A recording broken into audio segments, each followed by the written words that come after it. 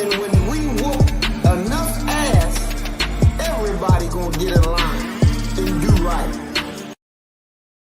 All right, peace and blessings, Assalamu alaikum, shalom. Welcome everybody to Black First Roundtable. Tonight our topic is, if I ruled America, what would we do?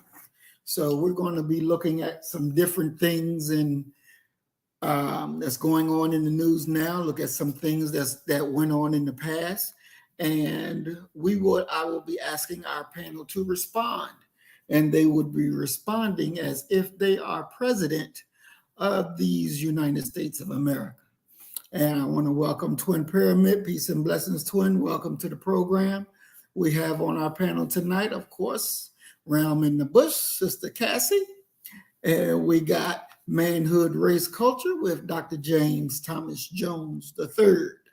All right. So, again, we're talking about if I ruled America. I want you to be able to tell us what kind of government would you have? Would you leave it as a democracy? Would you change it to something else?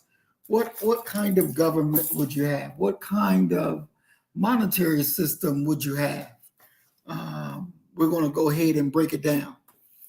So, Sister Cassie, we're going to start with you. If you ruled America, what kind of government would you have?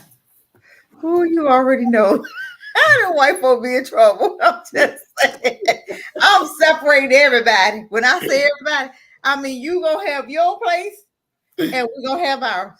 You don't come over here talking. You ain't got nothing to do with this. We're gonna educate our own. We're gonna buy up some land. We're gonna build Black Wall Street. Okay, we're gonna do everything on. We're gonna have our own government, own police department, and the police department will be held accountable. Seriously.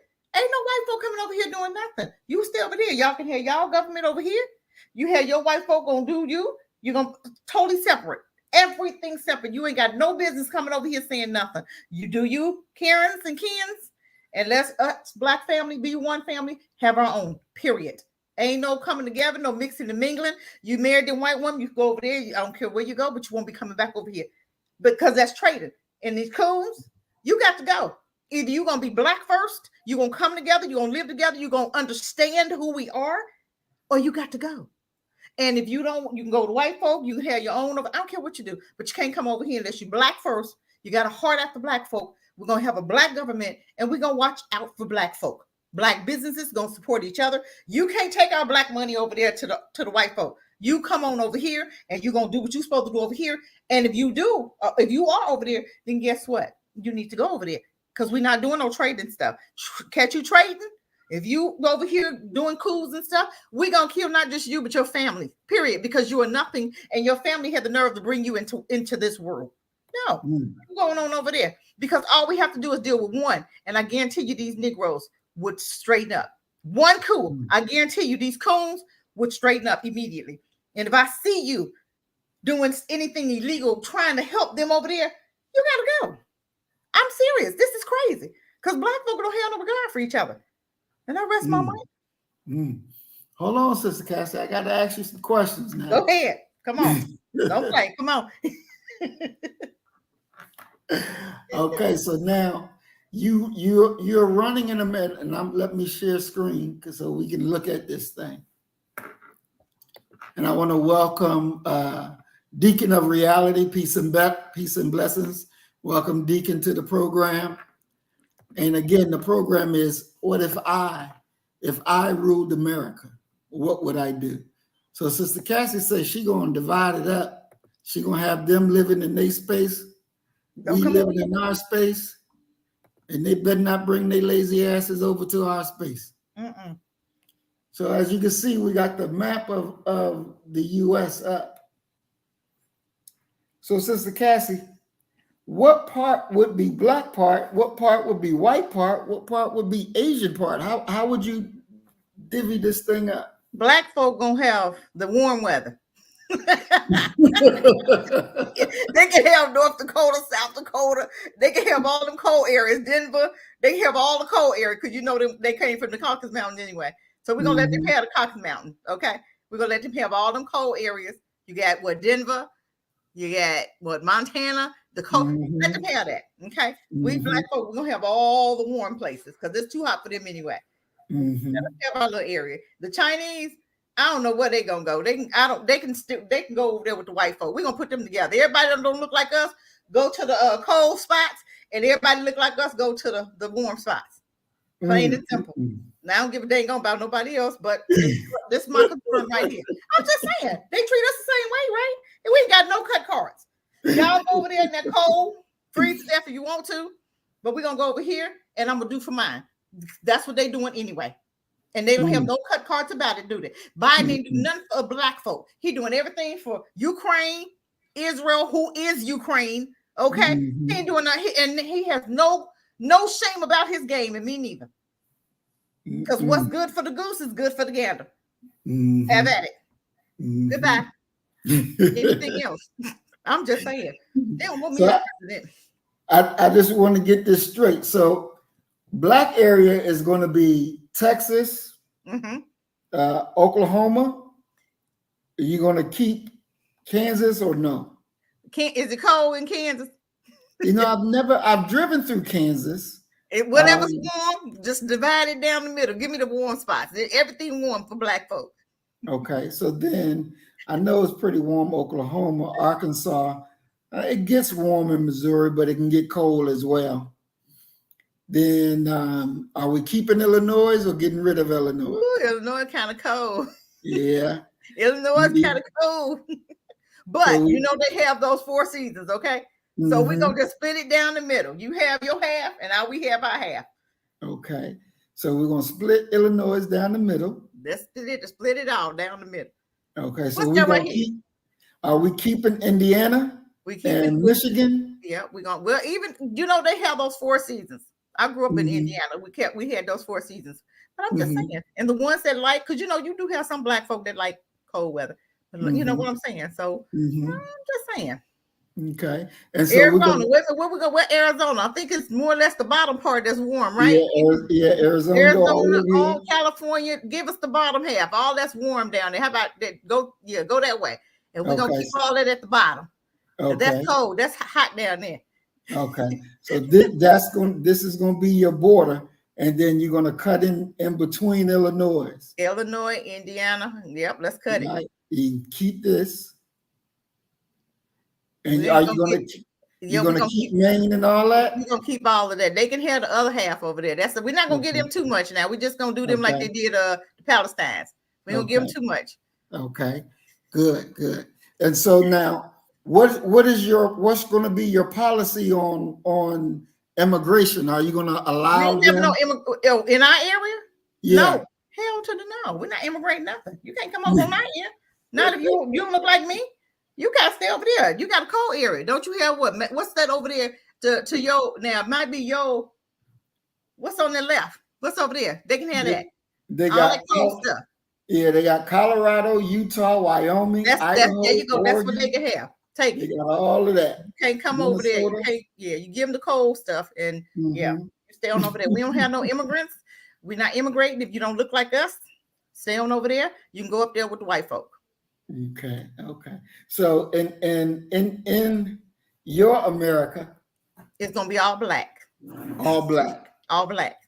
We're gonna black on. We have to understand it was all black in the beginning, okay? And we're gonna keep it like that. We're gonna take it all the way back to where it shouldn't have never left, because we should have never came together with them. And we have some black men want to be with them white women. You can't be over here. You're gonna go over there. That's where you want to be. You go ahead, but you can't come back. We're going to be like them Indians. You leave the reservation, you stay on over there. Ain't no bringing your white nothing over here. We're not mixing and mingling like that. We're not doing no LGBT. We're taking it all the way back. We're not doing no pedophilia. You pedophilia, we're going to cut it off or you're going to die. One of the two. So decide which one you want. We're not playing them games, because guess what? You're not going to come in here ruining children, not our babies. And we're going to want the TVs and stuff. Everything got to be cleaned up. Music got to be cleaned up. The entertainment got to be cleaned up. Media. It's going to be black first. And I mean black first. Period. All right. So what kind of government would you have? A democracy? Would you have theocracy? What kind of government would you have? That's a good question, because it's all about us growing. And we're going to have people that's for Black people, right? Mm-hmm. We're just gonna be here for each other. So what would you call that? I'm not here to know. We have to. It's all for us. It's all about education, you know, and running and making sure that we are supporting one another.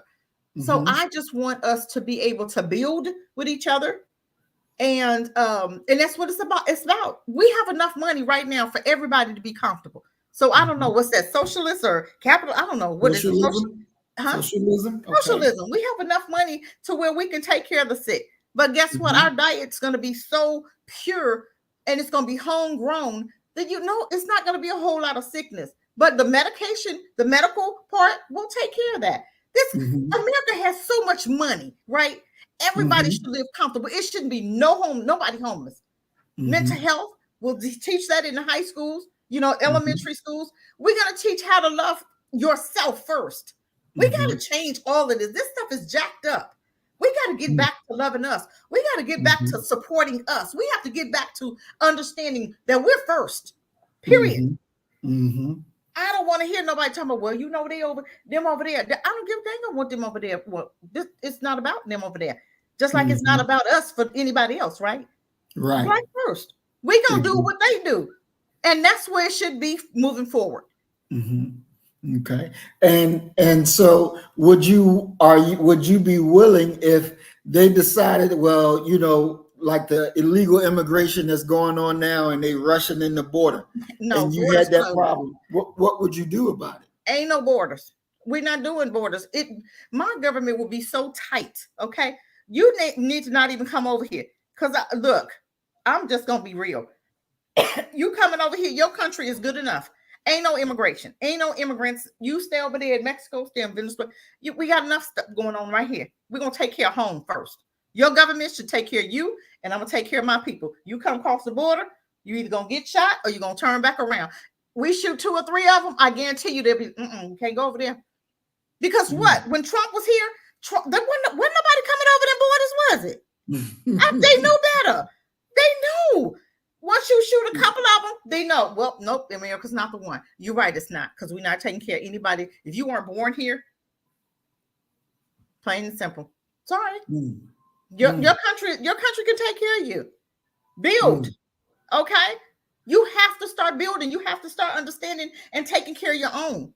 When are we going to learn that? This is the kind of government I would run. We're going to take care of our own. Our children will be educated by Black folk. We're going to get some help, some healing. We're going to teach that early on. And adults are going to be required to go to some type of healing class or resort or something, because we need some help. Right. Nationwide, continuously. Because we got a whole lot of stuff that need to be healed up right now. And it's mandatory for everybody. Mandatory. You have a mandatory class. You working on a job Friday nights, Friday, whatever. That's a mandatory mental health day to go to your clinic, to your therapy session, and get some therapy, because I think it's mandatory. That's mandatory. And we'll pay for it. Every job will pay for that. Okay. And would you allow people from Africa to come over? Absolutely. That's your brother. Okay. That's our brother. Yes. Come on.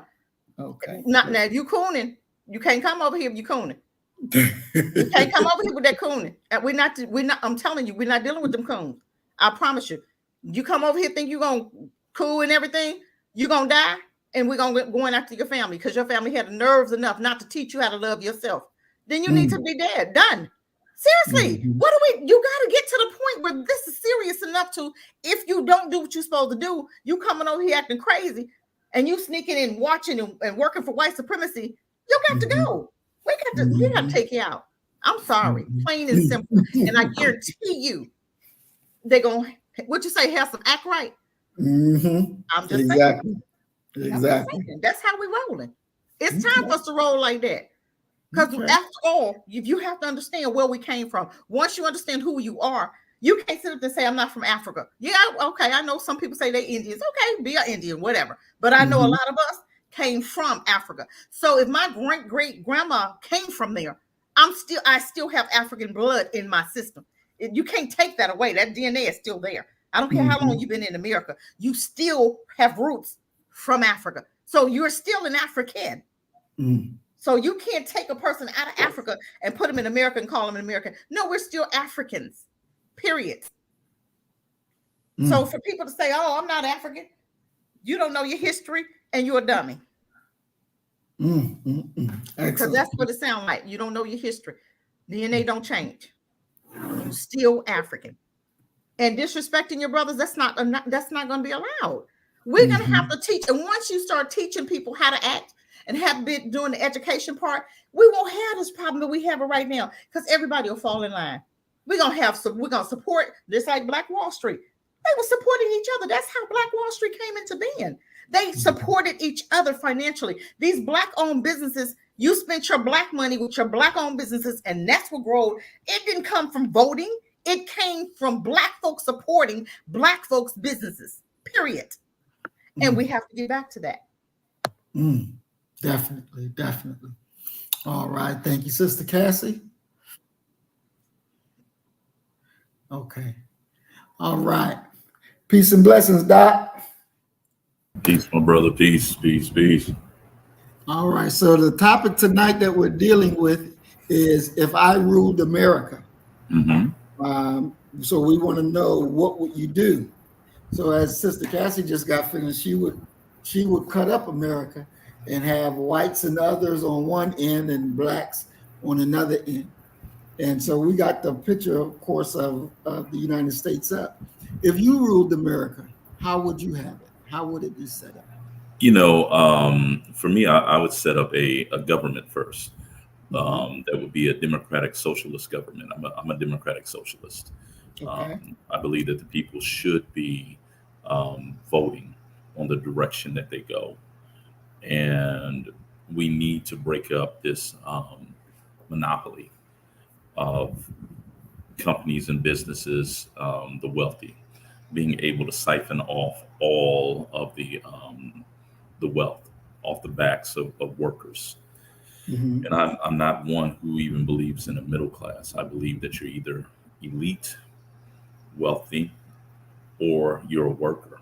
You may be paid handsomely to go ahead and grow that wealth for them, but you're still a worker, and you're always tenuously employed. So the first thing I would do, we would have to be a society that is democratic socialist.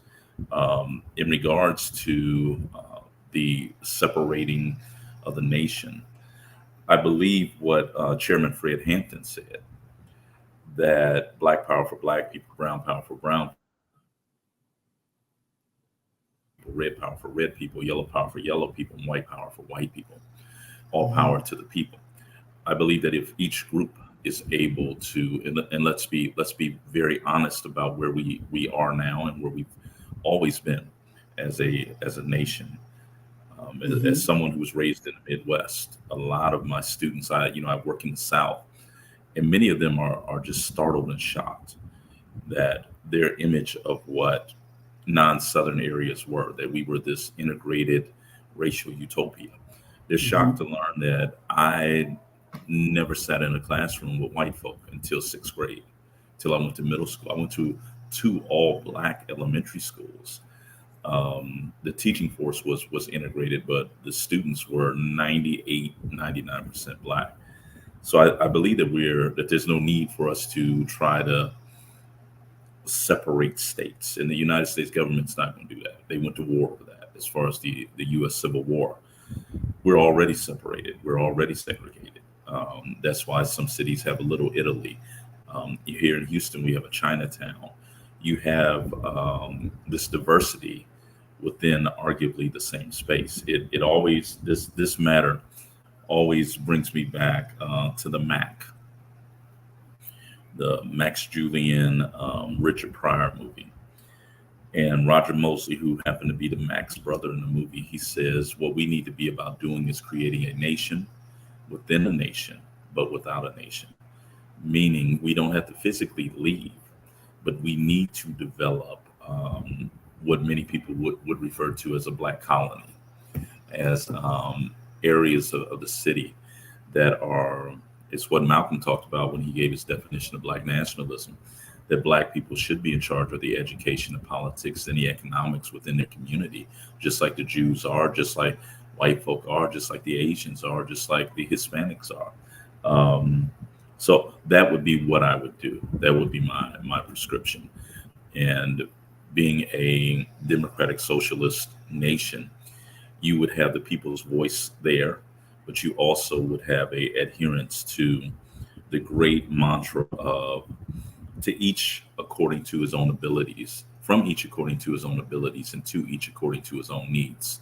So whatever you could provide your community, that community would accept it and be receptive of it. But whatever you needed from that community to live a dignified life, that community would make that accessible to you as well. Meaning that we would get rid of poverty by ensuring we would do what FDR did with the New Deal. We're going to take the excess wealth from the ruling class and redistribute it. And I yield, brother. Okay, all right. So both of y'all have socialism in your governments. Let me ask you, Doc, would you ban or not allow people who are LGBTQ people who are pedophiles, people, homosexuals? What would you do with that type of people? Would anybody be welcome? You know, from just off the top of my head, I would say that, you know, the society that I'm talking about is one that is, as it is today, racially segregated. But within these communities, within these populations, these ethnic identities, there's no way for you to really filter out who's what, especially if it's criminal in nature, like pedophilia or something like that. I believe that what you do is you create a working legal system, a penal system, and if crimes are committed, that system addresses it. Now, the LGBTQ issue is a different issue within Black America, because let's be fair, it's not new. It's one of the things that has been hidden. In the 80s, they referred to it as being on the down low. But if we go back, show we recently did, and we looked at our brother James Baldwin. James Baldwin is openly uncloseted homosexual, as is Baird Rustin, as is Asa Philip Randolph. There's always been rumors floating around Langston Hughes that he was bisexual. So we've always had that within our community, and I'm just not one for necessarily trying to criminalize people for those things. But I think that the majority of the community would be able to regulate that, because it's, once again, a democratic society still, and you would be able to lessen the influence and the voice of that populace. If people didn't want to go that way, then the will of the people would have to be done, and you would not castigate them. But as far as them being able to have undue influence within education, politics, economics, that would probably not be achievable within a democratic socialist community. So I just want to make sure, Doc, you're saying that they could be a part of the society, but they could not be in government. They could not be. I think that the people would determine that. With the masses of individuals who would be voting and would be participating. What do you want in your schools? Who do you want teaching in your schools? A truly democratic society where people don't lose control of the education of their kids, of the mentorship of their kids. If it's not for you, then you can live a life where you are shunning that or avoiding that or not dealing or addressing with that, yet at the exact same time not infringing upon their right to exist. So then, if I'm understanding, so the community would say not how high they could go or how low they could I mean, go. if you have an election for the school board, let the people decide. You know, you're electing city council, let the people decide democratically. Okay. And if the people make that decision, then that would be their decision. But when you're dealing with a community like ours, you're more than likely not going to see that occur. But I'll tell you the danger of, and this is the example of one of the dangers of shunning that community. It is quite simply, and you know, we've been doing these shows for years, so I know that you know certain things about my background. I was blessed to have 7 uncles. My mother had 7 brothers. And Lord knows I love my uncles. My uncles were my first heroes. But my uncles were, I attribute it to the abuse of being beaten by my grandfather, my maternal grandfather, who was a harsh man. And he would literally fight my uncles when they were teenagers. Every one of them developed some type of addiction. And the 5 that I'm referencing right now, they died of a drug overdose, IV drug use. Well, when you look at the history of Black Power, you look at the history of this nation. By the 1970s, America has come out of a very frenetic protest period and takes a breather, and they begin to party. It's the advent of disco. White folk were dealing with that white horse, that white girl, cocaine. Black folk were dealing with heroin. And of course, heroin is a IV drug that's shot up, you know, into the bloodstream. Well, there was a very harsh flu that fell across the gay community. And many people, especially Christian evangelicals, said that what it is God's judgment upon that community. And they gave it a very interesting name. They called it GRIDS. And it was gay-related immune deficiency syndrome. And they thought that you could only get it through homosexual sex. They didn't understand you got it through the blood. One of my uncles got it through the blood. Got it through shooting up dope. And it turned into a horrid, almost a perfect storm within Black America. And that transforms by the 1980s into something that J.L. King wrote about called the down low, which was Black men secretly, knowing that they would be shunned by their community, ostracized, secretly having sex with other men, happening in the prisons and happening in free society as well. And of course, these men took it home, came home from prison, and delivered it to Black women. And to this day, at this present moment, the latest studies that I've seen is quite simply the Black women are the single greatest carriers of HIV. Shunning that society, shunning that segment, shaming them, making them feel as if they should live hidden lives, affected all of us. And I believe that you're never going to, if you're living in the real world, you're never going to be able to stamp that out. You're never going to, you don't have a draconian penal system within your people that would prevent that from rearing its head. It's just going to go underground. So let it be above ground. But if the masses of people decide that they shouldn't be in leadership positions or what have you through democratic elections, then that's the way it should be. All right. Okay. Thank you. Now, laws. So, Sister Cassie, the laws that you would have, would they be? I know you already so no homosexuals, no pedophiles, for people who steal. What would you have? Would you have a prison system, or would your environment be in a way that it negates somebody's reasoning for stealing or committing murder? How would you deal with these things?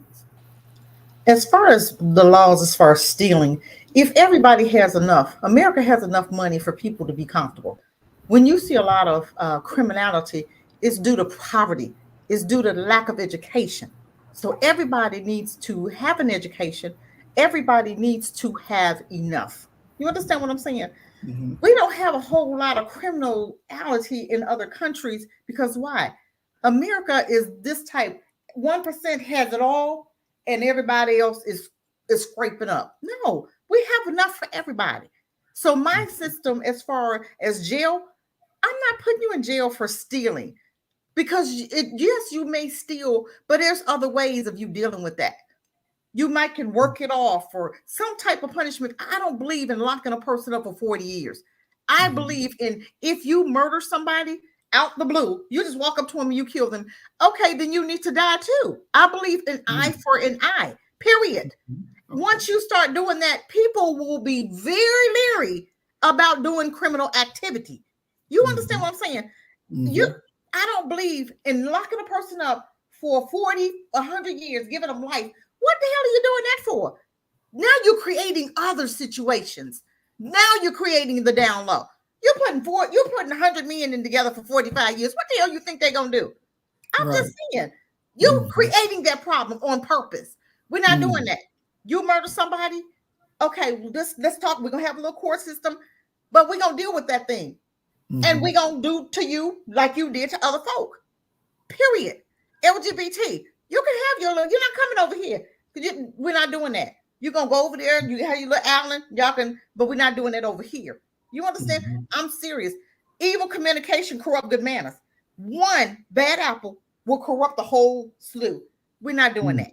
You're not Mhm. educating, you're not being at the head of nothing. You're gonna sit over there on your island, get some help, and we're gonna deal with that. We're gonna give you therapy, period, Mhm. until Mhm. you feel that you've dealt with that. And then we're gonna bring you back if we feel that but we're gonna be watching you because you're not Mhm. gonna infiltrate, period. You cannot Mhm. mix and mingle that. White folk, we're not bringing them to our area because of simple fact, you cannot share anything with them. We've tried that without them infiltrating. No, they don't Mhm. come to, hey, that's not what they do. They come to take over. So legally, the justice system, I believe that if you kill somebody, then you're going to die. You stealing, we're going to have maybe you pay a fine or we're going to understand what's going on because you had enough over there. Why are you stealing? What's going on?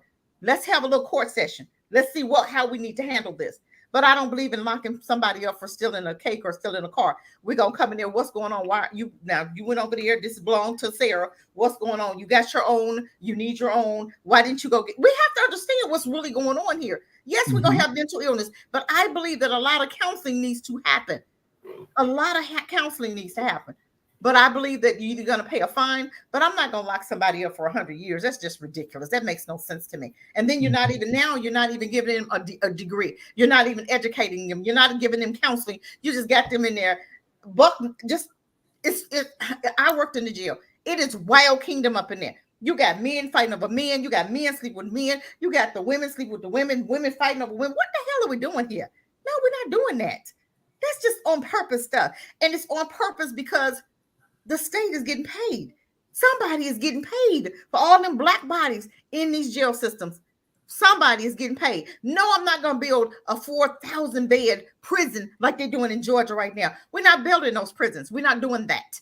Because guess Mhm. what? You got your mind set on one group of people going to those prisons and they look like us.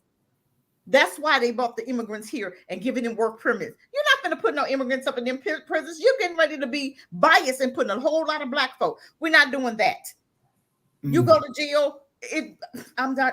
We're not doing all of that. We're going to deal with those issues and we're going to you steal something, okay, but we haven't, everybody's got enough. So why are we stealing for real? Let's go and get some counseling. So maybe that's a sickness you have. Well, let's deal with it. Okay, I believe in counseling. I believe it works. I believe it worked.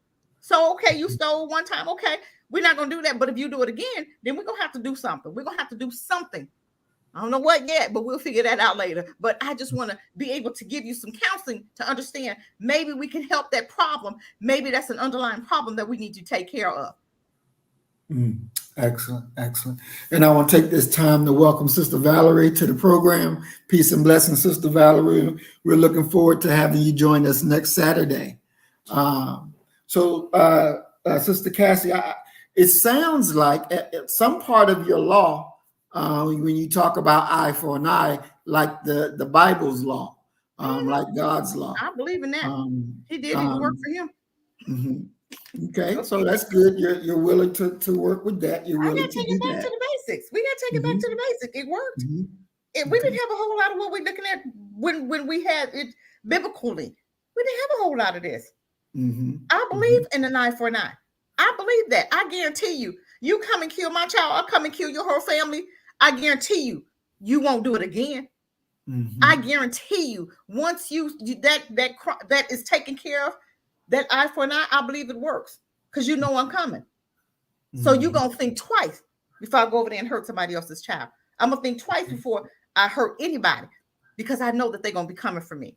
Right. If you that mad, y'all know what you need to do. Counseling. I wholeheartedly believe in counseling, but I believe that we have to catch it early. So when you see these little kids, okay, and this is why we'll have counseling from 0 to adults. I believe that it's an ongoing process because everybody has issues. Let's deal with those issues. Even Doc was talking about the grandfather. Okay, let's deal with those issues. Let's give granddaddy some help. If we see that's in the family, then we need to report that we need to get granddaddies. And I believe that the family should be responsible for that. If we see that Big Mama was back to bipolar, then the whole family needs to come on, Big Mama. We're going to intervene here and we're going to get Big Mama some help. We're not going to sit up here and cover that up. We're not going to see parents beating their children with extension cords. That's not normal behavior. We're going to handle Big Mama. We're going to handle that stuff. We're not going to sit here and keep, we stuffing stuff up underneath the rug. And now you got other stuff that's mounding up because one person impacted 5 or 7 lives. We're not doing that. We're going to handle that problem. Let's talk about that. And if we have to separate him, then we'll separate him. You can't come up here. No, we're not doing that. We're trying to stick to what matters. We're trying to keep as much order as we can. People know how to act. We really do. We didn't have police officers until slavery. What did they do back in the day? Didn't have police officers. People knew how to act. People knew how to act. You hold them people accountable. We're going to give some, and I cannot stress it enough. I believe in counseling. It works. Let's talk that thing out. Let's understand the underlying of that. Let's fix the problem. We're not going to put a Band-Aid on it. Let's fix the problem. Because you impact too many lives when you sit up there and acting a fool. Because I had a granddaddy did the same thing. Folk was acting crazy, coming in drunk, beating up everybody. Get the hell out of here. What you doing? No, he needs to be taken care of. You're not going to sit up here and impact all of his girls. You're not going to impact the whole family because you acting a fool. We're going to handle you so that you impact this whole family. So if we have to send you away, just get you some help. And you come on back, you act like you got some sense, you can stay in the family. If not, you got to go. We got an island just for you. Seriously, we're not doing all that. Sorry.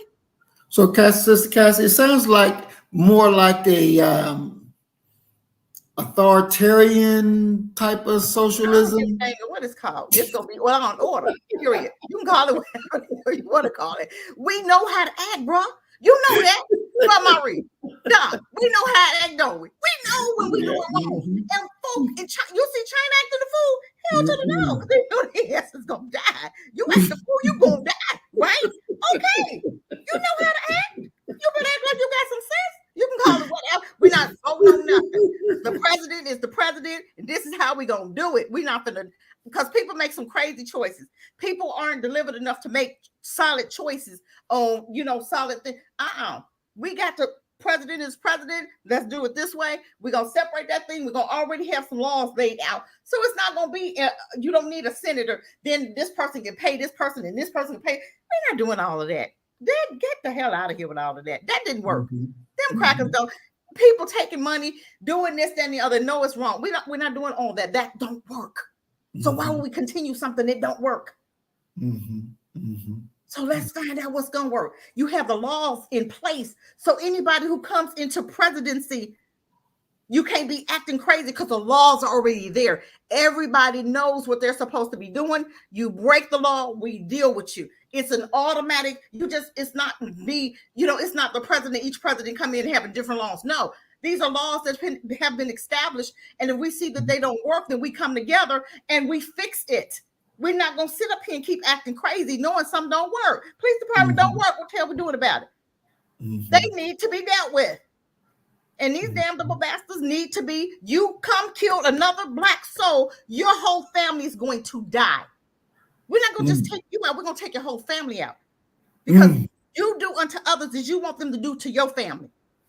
And I guarantee you, all this killing be non-existent.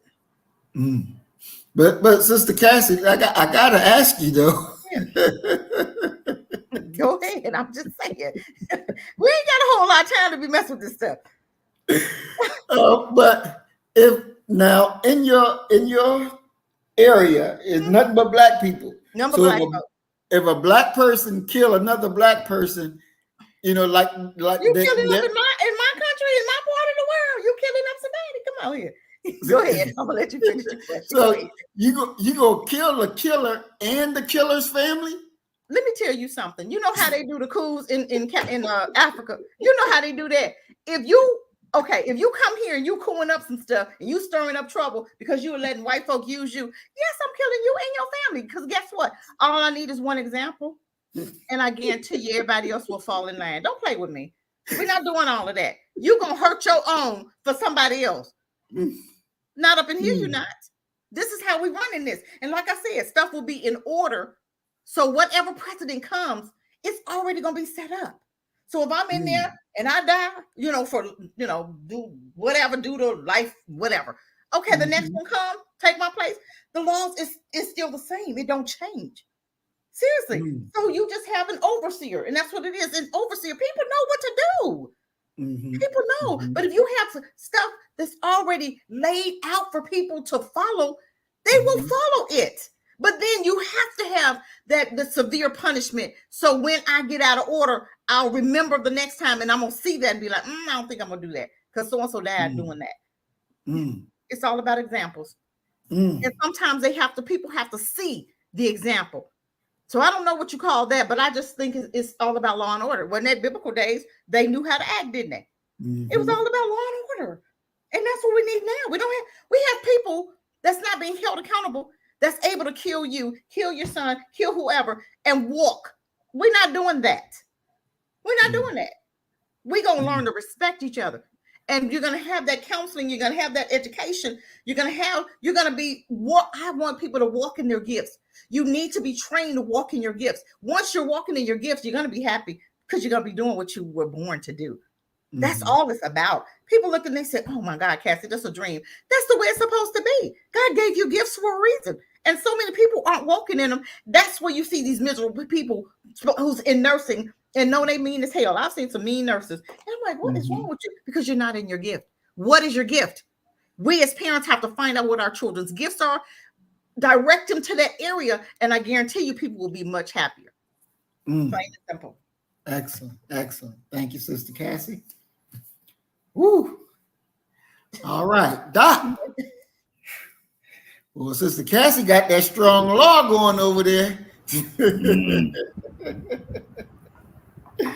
So, yes, Doc, in your society, you have more of a, as it is now, a mixing pot. But as you talked about red power for red people, white power for white people, gray power for gray people, what does that look like? So you would still have the elections the way that they are now. So Well, I mean, you have a general election. Let's just talk about one city. Okay. You would have a general election for mayor, where all the people would decide who would be mayor. But every district or precinct, or however they would delineate and divide things up, would also have their own election. So you would have a representative for the school board from every area. You would have a representative for whatever you were, a city council from every area. So it's in many ways the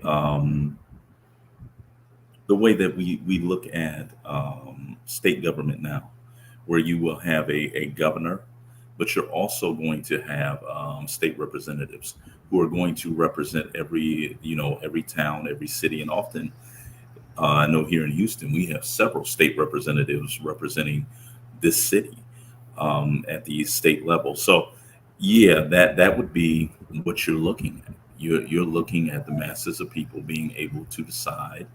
Let's say that you lose the mayoral race, you still have your community still has a representative dealing with city council, school board, and everything else.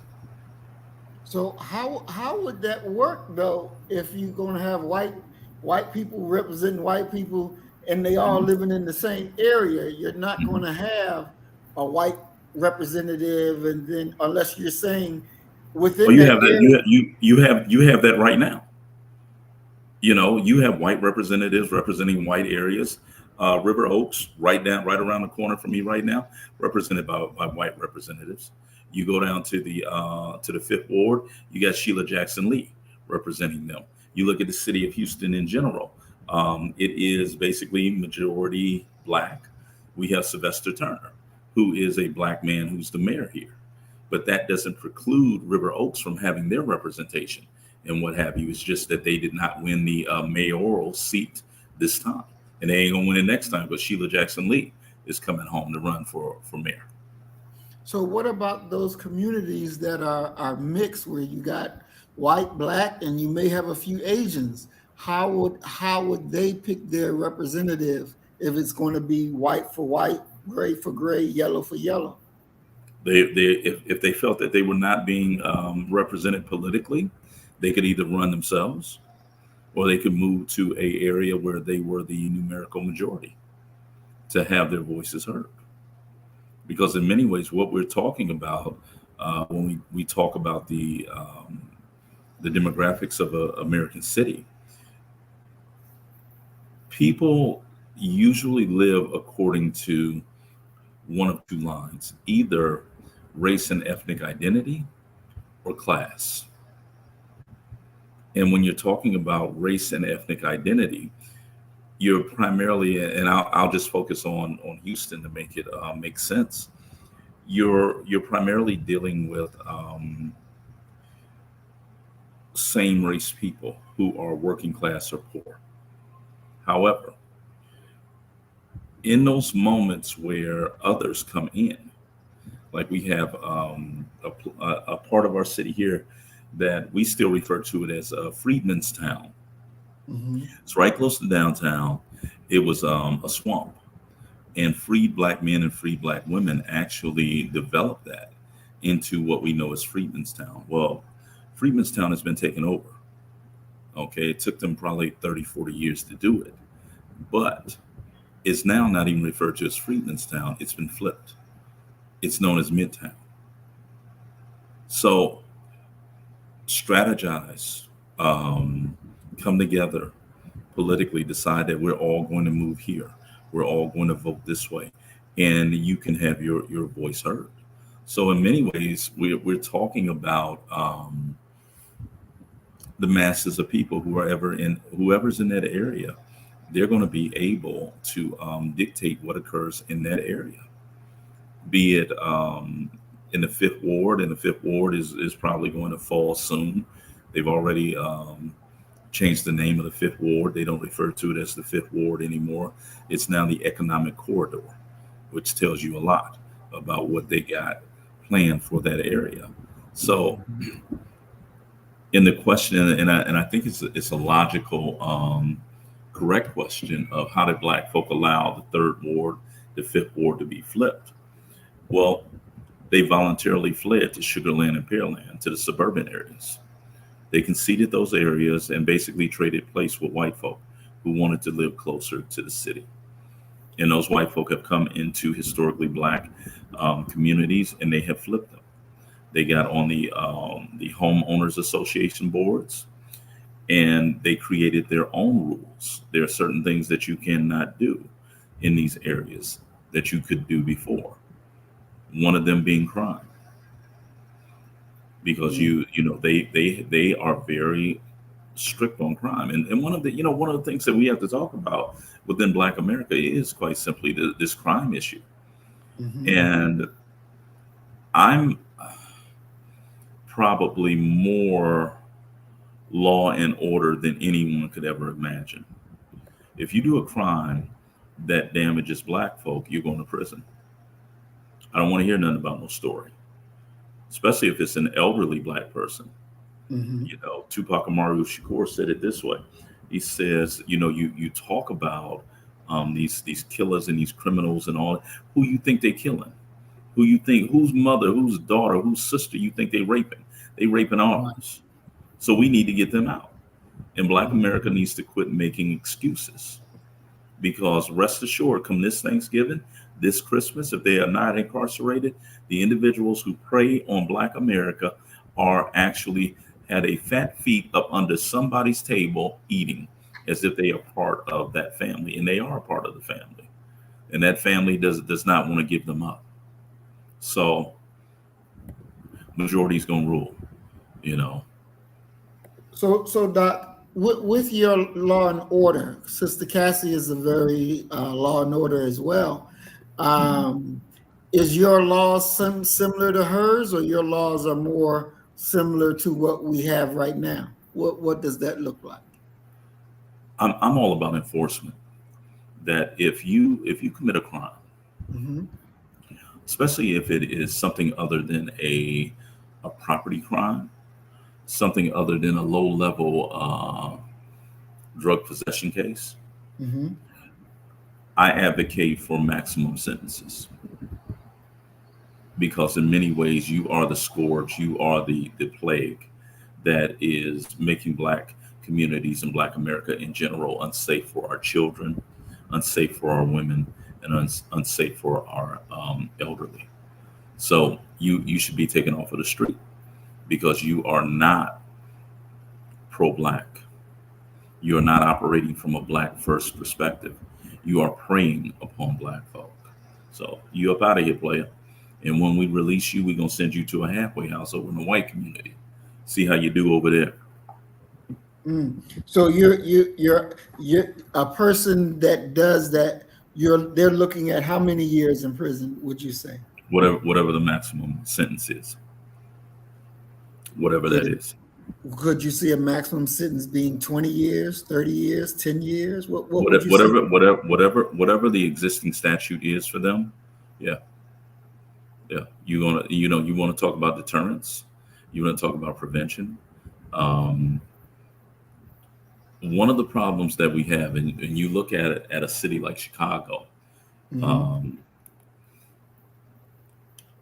People are being arrested. Young people are being arrested for crimes. And a couple of things are happening. One, they're not being punished in a commensurate level, to what their actual offense was. Mm-hmm. And so it really doesn't matter to them, because they're like, well, all you're going to do is let me go home. Okay. I look at that within the classroom. That happened to me actually this week in the classroom. I had a student, one of my majors, missed her deadline to turn a midterm in.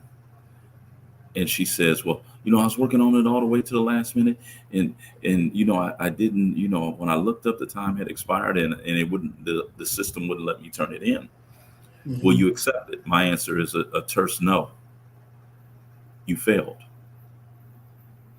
And I think that we need to get back to the idea of Black excellence, and the fact that any excuse is invalid for us. I'm reminded of something that Debbie Allen, the great dancer who's from Houston, Texas, Jack Yates High School. Mhm. She talks about going for an audition, and she said she knew she did well. She did so well that the instructor, the people who were evaluating the who would be admitted and who wouldn't, actually had her come forth and demonstrate what it is they wanted done. Well, she didn't make the cut. They sent her home, and she knew it was racial. So she gets home, and she says that her mother picks her up at the airport, and she basically runs into her mother's arms and is basically saying, trying to explain what happened. And her mother looked at her and said, "You failed. Mm. You failed. It's just what it is. You failed." Can I And ask a question?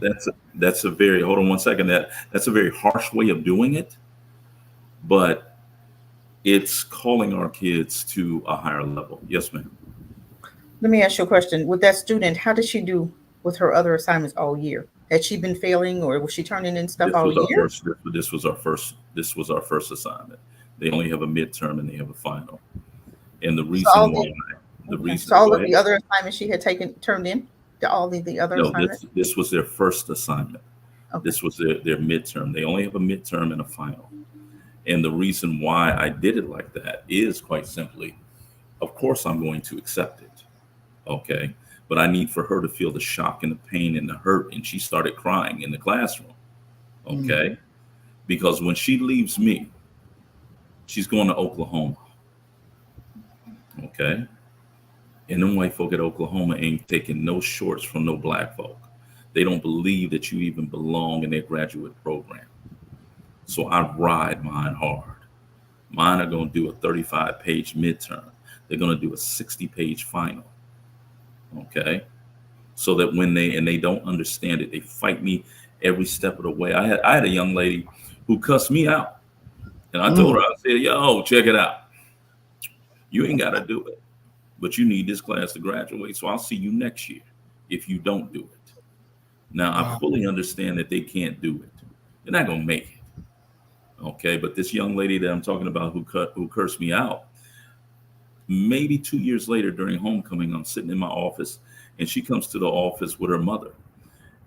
Doesn't knock. My kids don't knock.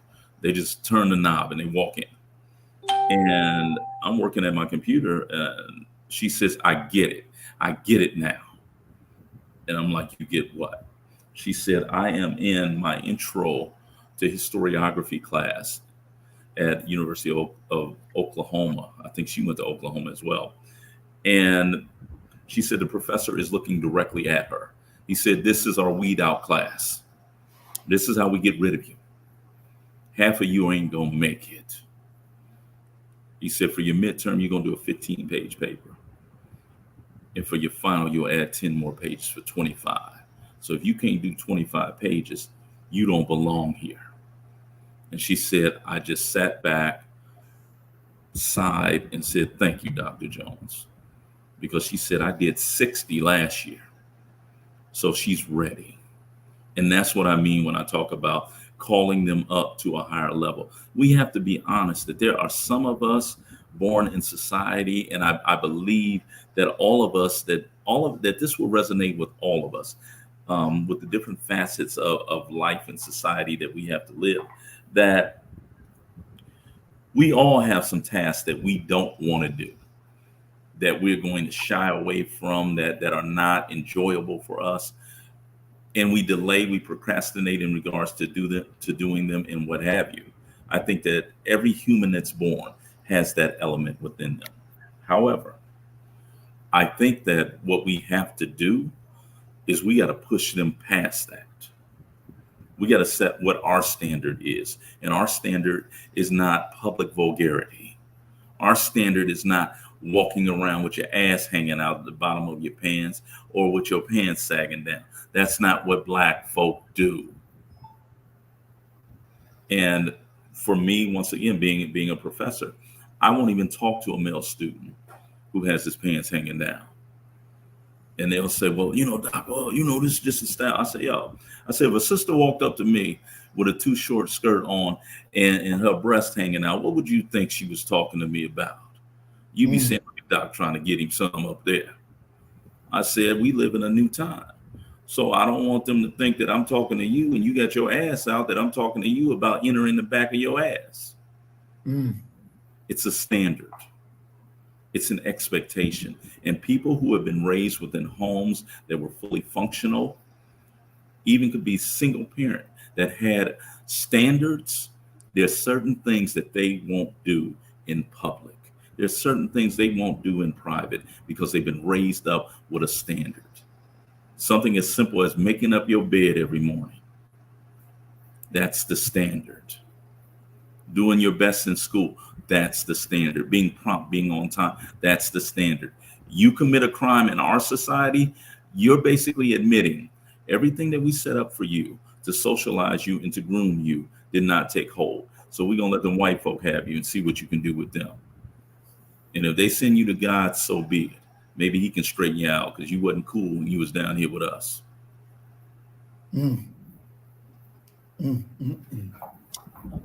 All right.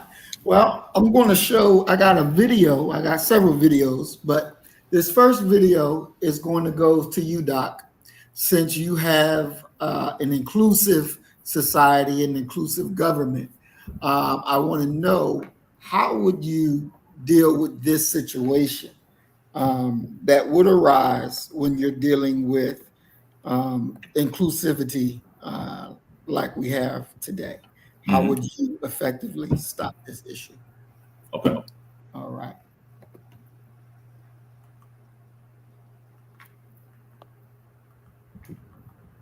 We have created an environment of hate, and then we look at them like there's something wrong with them. First you hated black people, then you hated Jews, now you're hating everybody. So the question is, when it's the only people left are you, will you hate yourself? Power concedes nothing. This house is for the people, by the people, to serve the people, and you won't listen. You go after everybody's kids but your own. You make hate the way to go as long as it's not applied to you. None of us said we would come here and hurt people, and yet you make trades and policy so your bills can be heard. You go against the people of this state. This is a horrible, horrible session. This bill is horrible because it has nothing to do with the people. All right. So there you have a black representative in the state house, and of course it's ran by white folks. She's part of the minority. And how would you handle this type of problem that we have every day here in America? How would you handle this problem in your running your version of America? No, the thing is that the law is going to be the law. We have been dealing with since since they got here with Roanoke, let alone Jamestown or the founding of this nation. We've been dealing with the idea of the Lonnie Guinier used this term, titled her book behind it, The Tyranny of the Majority, where white folk are basically, because they are in the majority, they are exhibiting a tyrannical rule upon everyone else. No denying of that. However, we have to have our own society that is better than what even their demands are. We have to, and America has allowances for this. The Constitution has allowances for this, that if we're having such phenomenal difficulty within their school system, hell, start our own schools. But that's a move that is going to be very proactive. That's a move that causes you to, it's not sexy, it's not sensational. You're not going to get a high off of yelling at white folk in public. It is mundane, it is quiet, it is regular, but it's effective. The same thing that the Jews did. The Jews don't live under their laws. They live within those laws, but they have their own structure. They have their own schools. They have their own traditions. Black folk have to be the same and do the same, instead of allowing other people to set the board for what is permissible and what is not permissible. Now, there is a role for our political leaders to go forth, because we elected them to go forth and battle. Yet at the exact same time that they're battling, we have to be building our society at the same time. We have to be there's nothing that keeps Black folk from circulating their dollar with each other.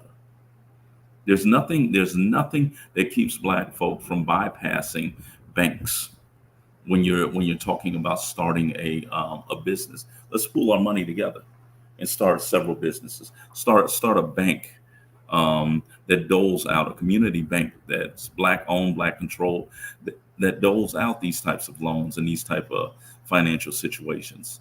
Just because they are the numerical majority does not mean that we have no agency in regards to how our lives play out. Okay, Doc, I'm gonna pull the map back up, because I'm missing part of your answer, I think. And so I want to get this real good. So Montana right now is probably about 98%. Yeah, 98% white. Yeah. Now we're going to assume that we got maybe 5,000 Black people living in Montana. So okay, they need to move. They need to move. They need to move. Just like I said earlier, that if you're not being represented in one part of the city, I think you used the idea of Asians not being represented, not having their political voice heard. Well, they need to move to Chinatown if they want to have some say. So my question, Doc, is that for the Black people that do live in Montana, for them 5,000, under your rule, your answer to them would be to move somewhere else. You wouldn't make Montana be more just. You would just tell them to move. There's, the thing is that regardless of your numbers, if you're not the numerical majority, there is no way for you to make it more just. What you have to do is go ahead and build and build and build. Now, if 5,000, let's be honest, if you're not a concentrated 5,000 within a certain part of the city, okay, close as far as the state goes, you're probably not going to be able to build a society. Numbers matter. When you look at the founding of Jamestown, the reason why they're bringing indentured servants in here to work is because numbers matter. The most critical thing to making Jamestown succeed was African labor, but also a sufficient number of Anglo-Saxons who were there to fight when the indigenous population raided, if they raided. So you got to have a sufficient amount of numbers. You're not going to be able to do much if you only got 5,000 in the entire state.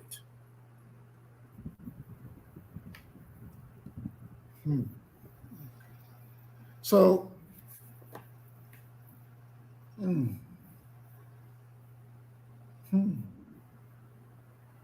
so Doc, in your government, it wouldn't be you wouldn't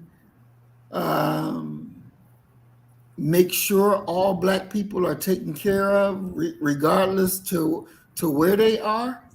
That's why I am an advocate for the breaking up of these economic monopolies, where working class people are living check to check. Taking care of them economically, definitely. Raising, a rising tide raises all ships. So ensuring that they have a livable economic income is one thing. Now, the political question is a whole different question, because with 5,000, you're not going to have very much political might. It would be the exact same as talking about regardless of where you looked at in the United States of America, if you had the Semi-Roma there, the gypsies, they ain't gonna have no political voice. It's not enough of them. So what they do is they create their own sort of economic system.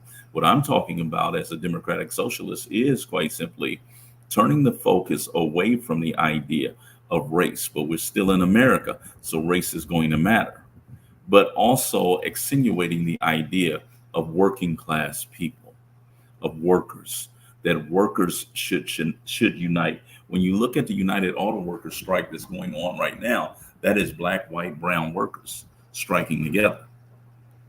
The only problem with that is quite simply that our white countrymen are addicted to whiteness, addicted to the idea of their so-called superiority over other people.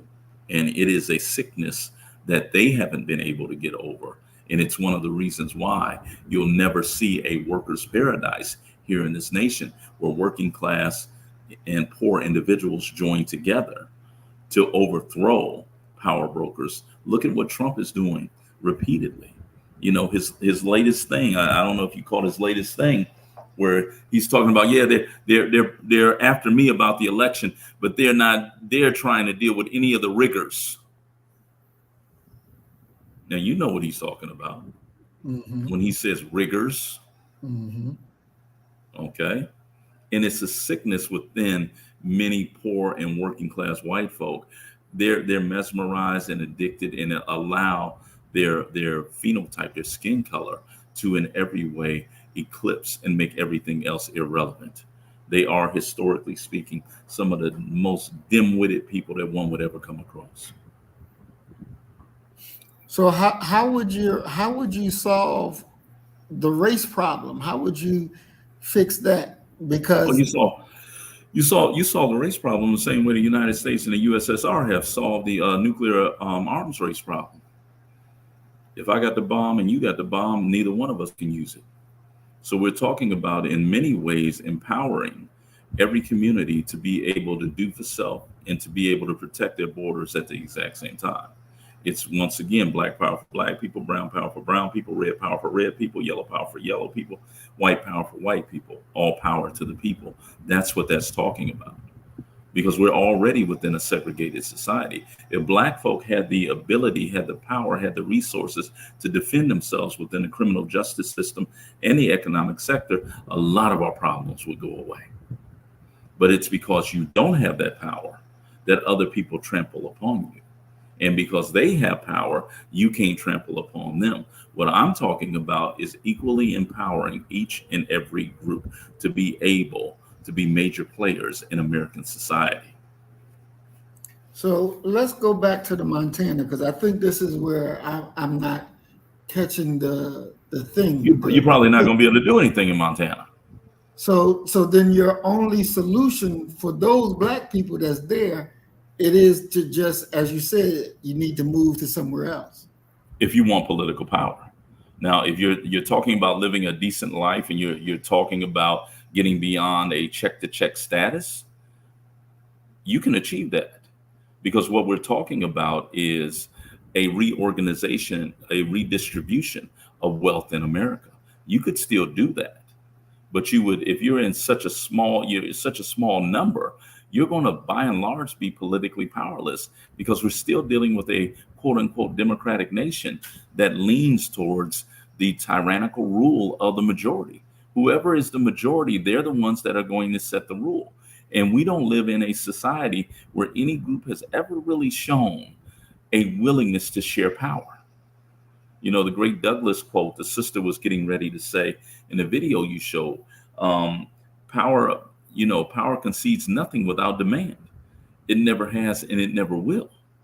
But when you are such a small number, you can't demand much from them. You can appeal to their decency, their morality, but people usually don't have that for other groups. They're interested in ruling and doing what is most beneficial for them when you're talking about the political arena.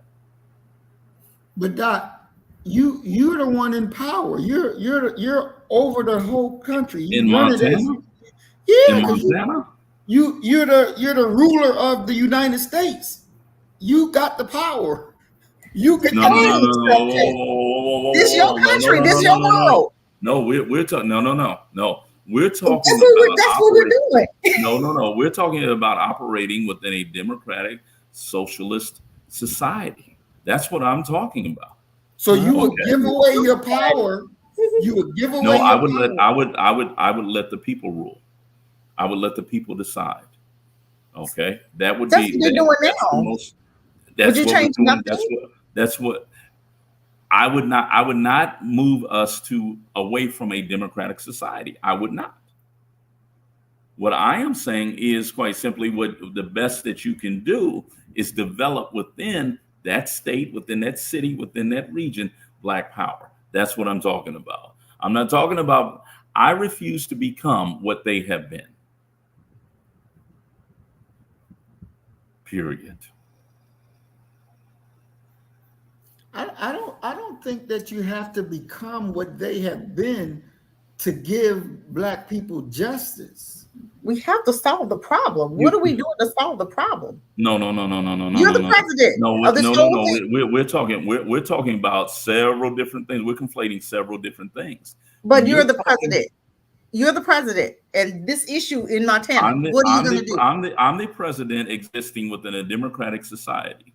What are you going to do different? I am not Kwame Nkrumah.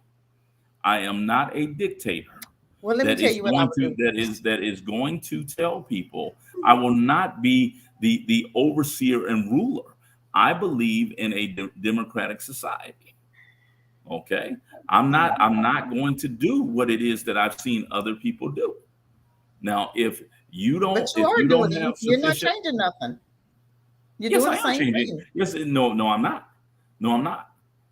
Just by virtue that I moved this nation away from a laissez-faire capitalist society to a democratic socialist society is a major step forward, because I have solved so much of the poverty and the have-notism that we're dealing with as a society. When you're talking about why Black folk, Marcus Garvey said it this way.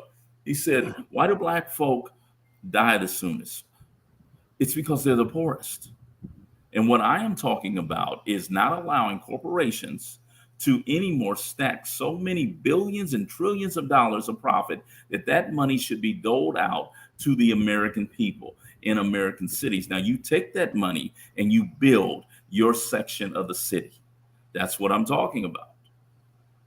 But Montana still has that problem. Black people are still being unfairly treated. No. You do nothing? No. Are you going to help them to move? The black people. I've helped the Black people of Montana by giving them money, by providing for them an economic uplift. Okay, but I cannot go into Montana and tell the people of Montana, listen, these Black folk right here, they need politically. Just as I would not go into the Fifth Ward of Texas and tell those Black folk down there, look, these white people need . Well, if they were separated, they wouldn't have that problem. So I'm just saying. No, I wouldn't have that problem. But the idea of seceding several southern states is not a realistic one. It's not going to happen. It's not. It will never. You're not putting your place. We're not happen. in the pretend here. We're pretending. No, because I can't afford. President. I can't go into pretend land. Okay. Because pretend land is not real. Okay, but okay, you heard the question. He said, "You're the president. What would you do?" And I just told you what I would do. So you can't pretend. You can't even think of anything different. You just I don't dream like that. This is I don't dream and I don't have fantasy like that. Okay. I don't do that. Next question. Okay. All right. So we got a video for you, Sister Cassie. And let's see how you would handle this. Let's see.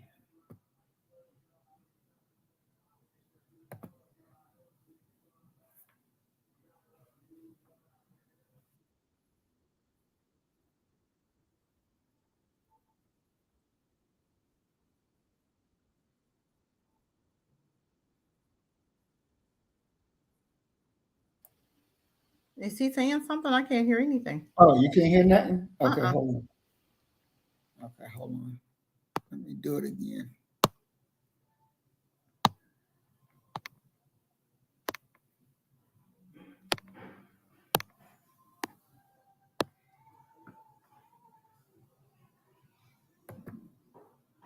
It's not unusual for the mayor of a big city like Chicago to have a security detail, but residents of You can hear South now, Suburban right? Dalton, population a little more than 20,000, are shelling out hundreds of thousands of dollars a year for police to drive and protect their mayor.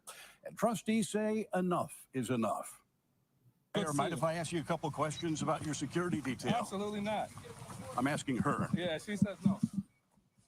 Dalton Mayor Tiffany Henyard was not in a talkative mood when we caught up with her a couple weeks ago. Henyard, who doubles as the supervisor for Thornton Township, began using Dalton cops to drive her around shortly after she was elected mayor in 2021. Dalton trustees filed a lawsuit saying she never justified the need for security and does not have the legal authority to order spending on her own. So, how much does all this cost? Well, we filed a Freedom of Information request and found that officers assigned to her detail are routinely working hundreds of hours of overtime and even accompanying the mayor when she travels out of state. One officer put in for more than 300 hours worked in a 2-week payroll period, making more than $13,000 in a single paycheck. That's more than 200 hours of OT in just 2 weeks. I see no justification whatsoever, and more than that, it's really a detriment to the residents of Dalton. How so? The residents, if we would take the same money and put it on officers patrolling the streets, then the residents will see a much better presence and public safety will be better. Oh, she loves it. She just loves it. She loves the detail. I think it makes her feel as if she's like a superstar. Trustees say Dalton will likely spend $1.5 million on OT this fiscal year, the majority of it on the mayor's security detail, and they're worried the village is running out of cash. Much more from our Fox 32 investigation coming up tonight at 9. Natalie? All right, Sister Cassie. So she's spending millions of dollars for people to protect her. Mm-hmm. What the hell is going on? That makes no sense to me. That makes no sense to me. What are we doing here? You're taking hard-earned taxpayers' money to do what? Who's after her? Herself? Mm-hmm. Give her some help. Doc, can you help her, please? Give her some psychiatry help or something. I'm just saying. My thing is, here we go. The sister is actually having she holds government positions in 2 different But are towns. they threatening her? Is white No, people ain't nobody threatening her. No, Well, she what calls the hell herself do you she refers to herself as the super mayor. Oh, okay. Super Mayor got to sit down. Seriously. And I'm she got a security We're not doing detail. We're not doing One brother got 320 hours of overtime in a We're not 2-week doing that. period. We're not doing that. Well, I mean, We're not doing that. This is what we're going to do. Okay. This is what we're going to do. Okay. We're going to pull her in the office because we're going to have a one-on-one. Sweetheart, if you really think somebody's after you, then we're going to get you some help. Seriously. If it's an emotional issue or a psychological issue or some mental illness going on, then we're going to get her some help. Okay. We're not doing, that's not even justifiable. That's crazy. We could use that money on some programs for our children. We're going to keep them busy. This is what I really want to say, right? You remember that movie, Hunger Games, right? Mm-hmm. Everybody has their gifts, okay? You have like the entrepreneurs, the business owners, right? They got a group. You have the politician, you got workers, you got computer people, you got medical education, legal system. Everybody works your gifts, okay? We can all work together. That's ludicrous right there. We're not going to take all of anything and put it on one person. We're not doing that. We're going to get her some help, right? Mm-hmm. But we're going to employ, okay? And we're going to put you in your different gifts, right?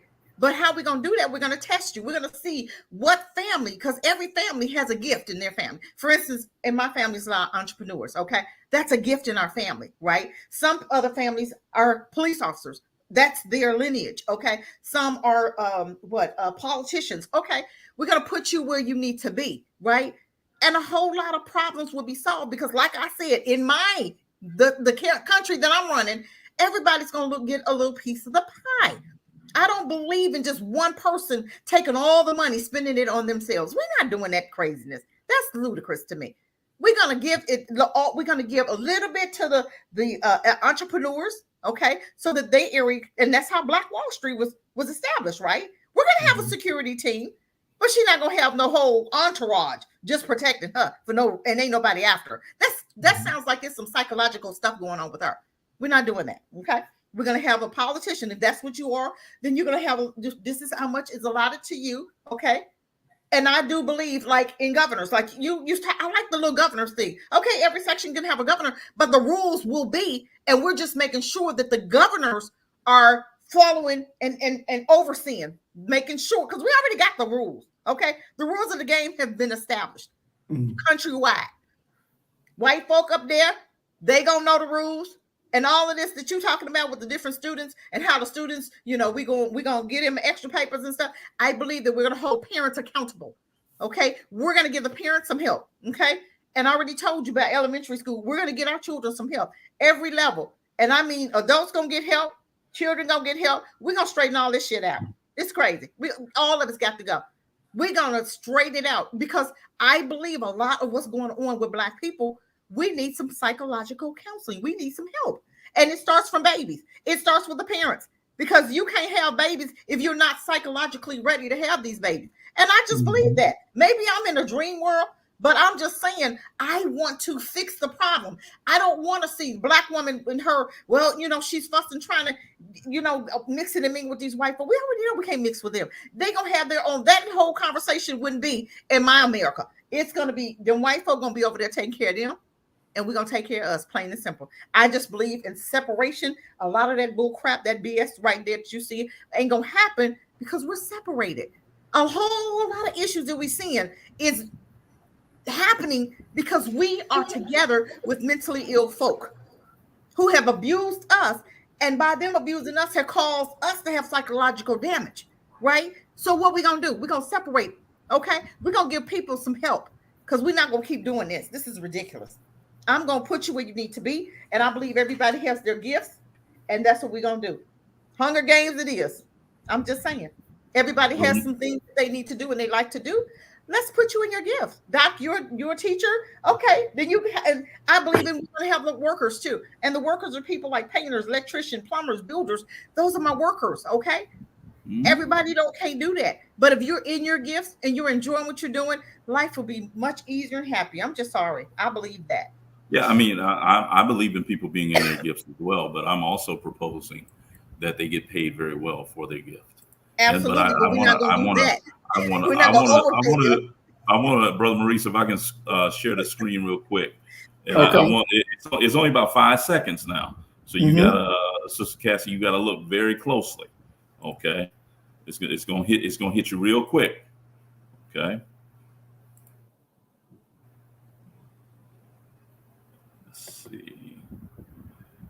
Can you see it? It's working. It's working. Okay. Okay. Is that meeting dressed like the Wesley Snipes character in the movie? Do you see it? Mm-hmm. What the hell? Let me move it back a second. Okay. This is the Black mayor of a Black town.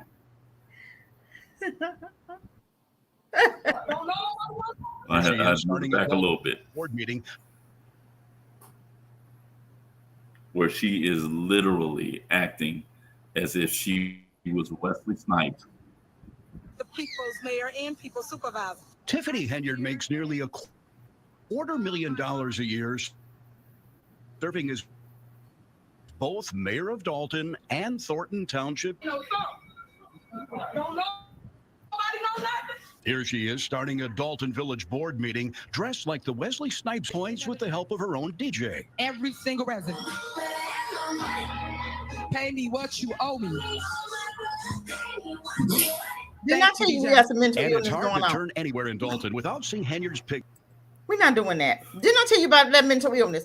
Put her, Doc. I need some psychologists over here, psychologists. Okay, we're gonna put her. That's mandatory psychological. I'm gonna get some help for her, and that's gonna be some psychological. Okay, we're not doing stuff like that. We're not just doing that. That right there, we're not having that type of leadership. That's not leadership. That's stupidity. Give her some help. and then Yeah. maybe later. But right now, she's unfit to run any type of government. Period. We're not doing I that. agree. We're not doing that. And see, this is what I'm saying. This is in Cassie's America, okay? We're not doing crazy stuff like that. And I need some report. This is where the reporting comes in. Let me know you got some crazy stuff like that, and you gotta sit down for baby. We're gonna mandatory you for a year to get some help. And if we think afterwards we think you ready to come back, we'll let you come back. But other than that, have a seat. We're not doing that. But she was democratically elected now. I don't give a dang on you ain't Democrat That's what elected. the people said they That's wanted. why we're not doing that. We're not Democrat elected nobody. Okay, we already got our rules. I done told you we got our rules, right? And You're giving me Kwame Nkrumah, Idi Amin vibes where the people are not going to be free in people are not. People got so much psychological stuff going on right now. Black folk got so much hurt. We're putting the wrong people in office. We're not letting black folk. We're not letting people pick and choose anything. We're not letting them vote. That's not what kind of society I'm running. Okay, so you don't want a democratic society. I don't want. No, sir, I do not. I don't want a democratic nothing. I don't. We had that. It's not working. Okay, we're gonna have the socialist society. Okay, where medical is paid for. We got our rules and regulations. You're not talking about socialism. You talking about communism. Whatever. You talking about whatever. I don't care what you call it. We're gonna have law and order. You get ready to be Putin. Wait a minute, we're gonna have law and order. We're gonna have law and order. I'm just saying, we got law and order. We got law and order as well. You step out of line and you better not drink nothing because one of Putin's boys then put a little something in there. No, wait a minute. This is my America. Hold on. This is my America, right? Okay. So that's what I'm saying. That's frightening, though. So, but wait a minute. It doesn't matter. It's okay. You can go to. Okay. I have an island for you, Doc. Okay. I'm just saying. This is how Cassie's island, and this is how Cassie's America is going to be run. No. Because you having too many people make too many laws that's not ready for that. They're not ready. You're talking about leaving Montana folk. We're going to leave them black folk up there. No, we're not going to do that. And let them, this is, if you're separated, all of that right there is null and void. We're not doing all of that. I'm just sorry. I don't believe in all of that. I'm not going to leave my people. It sounds as if you're putting our people in a concentration camp. It doesn't matter. I don't care what it sounds like. If we need some order, we have to have order. It is mandatory for us to have order. We have no order right now, and it's on purpose. It is time for us to be. And if I'm taking the babies, we can change a whole society. And the way we're going to do this thing, look at China. Look how they live. They don't mind. They good. They're not complaining. Do you hear them complain? No, you don't. They can't complain. Good. You don't need to. Shut the hell up and just do what you got to do and keep moving. Seriously, we ain't got time for all of this. My thing is, we have too many people with too many ideas going on around here. Let's put some laws in order, okay? And let's do this a different way. Because the way that it's being done now, it's not working. It's not. Yes, I understand what you're saying. Well, Cassie, we need to let the people decide on what LGBT. Hell to the no. Get out of here with that. You're not doing that up in here. You understand what I'm saying? Too many people got too many stupidity ideas. We're not doing that. This is how we're going to do it. We're not having a white folk. You marrying them white women. You got to go over there. Okay? We're not doing this mixing and mingling. We're not doing the LGBT. Get over there. Okay? You want to head of LGBT? We have rules and regulations, and this is how we're going to do it. We have the Hunger Games. Okay? Give me the blues, the greens, and we have to have order. I'm sorry, order. And once you grow up with that, it's going to be all right. I'm tired. Doc, I can't live in your society. I can't live with all them folk. I didn't already tried that. It ain't working. I can't do your society because I need some help in Montana. I'm only it's 5,000 of us, and you telling me to move. I ain't got no money to move. You going to give me some money to move? I'm just saying, I need some help in Montana. And you're trying to tell me if Cassie, you need to move, or you gonna just be stuck like Chuck? Yeah, I mean, you gonna get money because we are distributing the money. But this is what your plan is reminding me of. It's a bit scary now. I'm good. I feel good because we have to get to the point where this thing got to even out, because what I'm seeing right now, it's scary right now. It's scary when I walk out the door and I have to carry my candy bar everywhere I go. That's scary to me. Okay. But when I go overseas, I'm good. I don't have to have a candy bar. That's scary to me here. When people say, oh, be careful, you in Africa. Oh, I'm good. I'm walking amongst the people, but I feel safer there amongst my own. I'm just saying, it's time for something different. We've been doing it this way. We've been mixing and mingling. We dying. They not dying. We dying. Our babies dying. We gonna do anything different ever? It's time to do something totally separate from their asses. Because guess what? It's not working. We've done that. But we've done it. We're still doing it, and it's still not working. Our babies, now they're getting ready to, do you know about them prisons they get ready to build in Georgia? 4,000 beds. Who they building them for? We're not doing that. Because you're not going to lock up just black folk. Put some white folk in there. Is you building it for the immigrants you brought in here? You building it for white folk? No, you're building that for black folk. You're not going to do that. And then you're going to put the immigrants and give them black folk jobs? They did that in the 70s, remember? 60s, 70s. They locked our black men up. And that history is repeating itself. They're not even hiring black folk right now. We're not doing that in my America. We're not building all the jails. We're going to fix the problem, period. Montana, get it together. But it won't be number white folk up there anyway, so I don't give a damn what you do. Blow each other up if you want to. Sorry. That's how they treat us, right? What's good for the goose is good for the gander. It's not fun when the rabbit got the gun, is it? No, but I mean, it sounds to me as if you didn't put the gun against black people. How I'm putting the gun against black folk? That's what it sounds like to me. Because shit, they living under a tyranny. You know, they can't have no ideas. They can't do nothing. What kind of ideas are you talking about? The LGBT ideas? No, you can't have it. No, I'm just talking about just in general. You know, like you're talking like you're gonna be a tyrant. You're gonna tell people the way it is, and goddamn, that's the way it is. That's the way it is, yeah. And see, that's scary to me right there. Guess what? Because your world is scary to me. I mean, because in many ways, you're not doing anything different. Yeah, it's time to do something different. Yes, I am. I've redistributed the wealth. In your world, but you just told Montana. But you just told those black folk in Montana to sit down and shut up. No, I did not. No, I did not. What I said to the black folk in Montana is that we are a democratic society, and your numbers are not going to be. I can't help you. That's what you just told them. No, I didn't say I can't help them. I just let them know what the system is. But what would you do different? And the thing is I'm gonna put some money in your pocket. And deal with it. And y'all, you know, you can use that money to move down to the 5th Ward of Houston because we need. Why they got to move? Why you can't fix it? Why they got to move? If I'm, I was born here in Montana. This is what they're gonna say. They're gonna say, "Bro, I was born here. Where I'm gonna go?" So you ought to be used to being politically powerless. Now take this money and do with it what you can do. Okay, I can't. But I'm not gonna tell you that you can't speak. I'm not gonna tell you go there and shut the fuck up.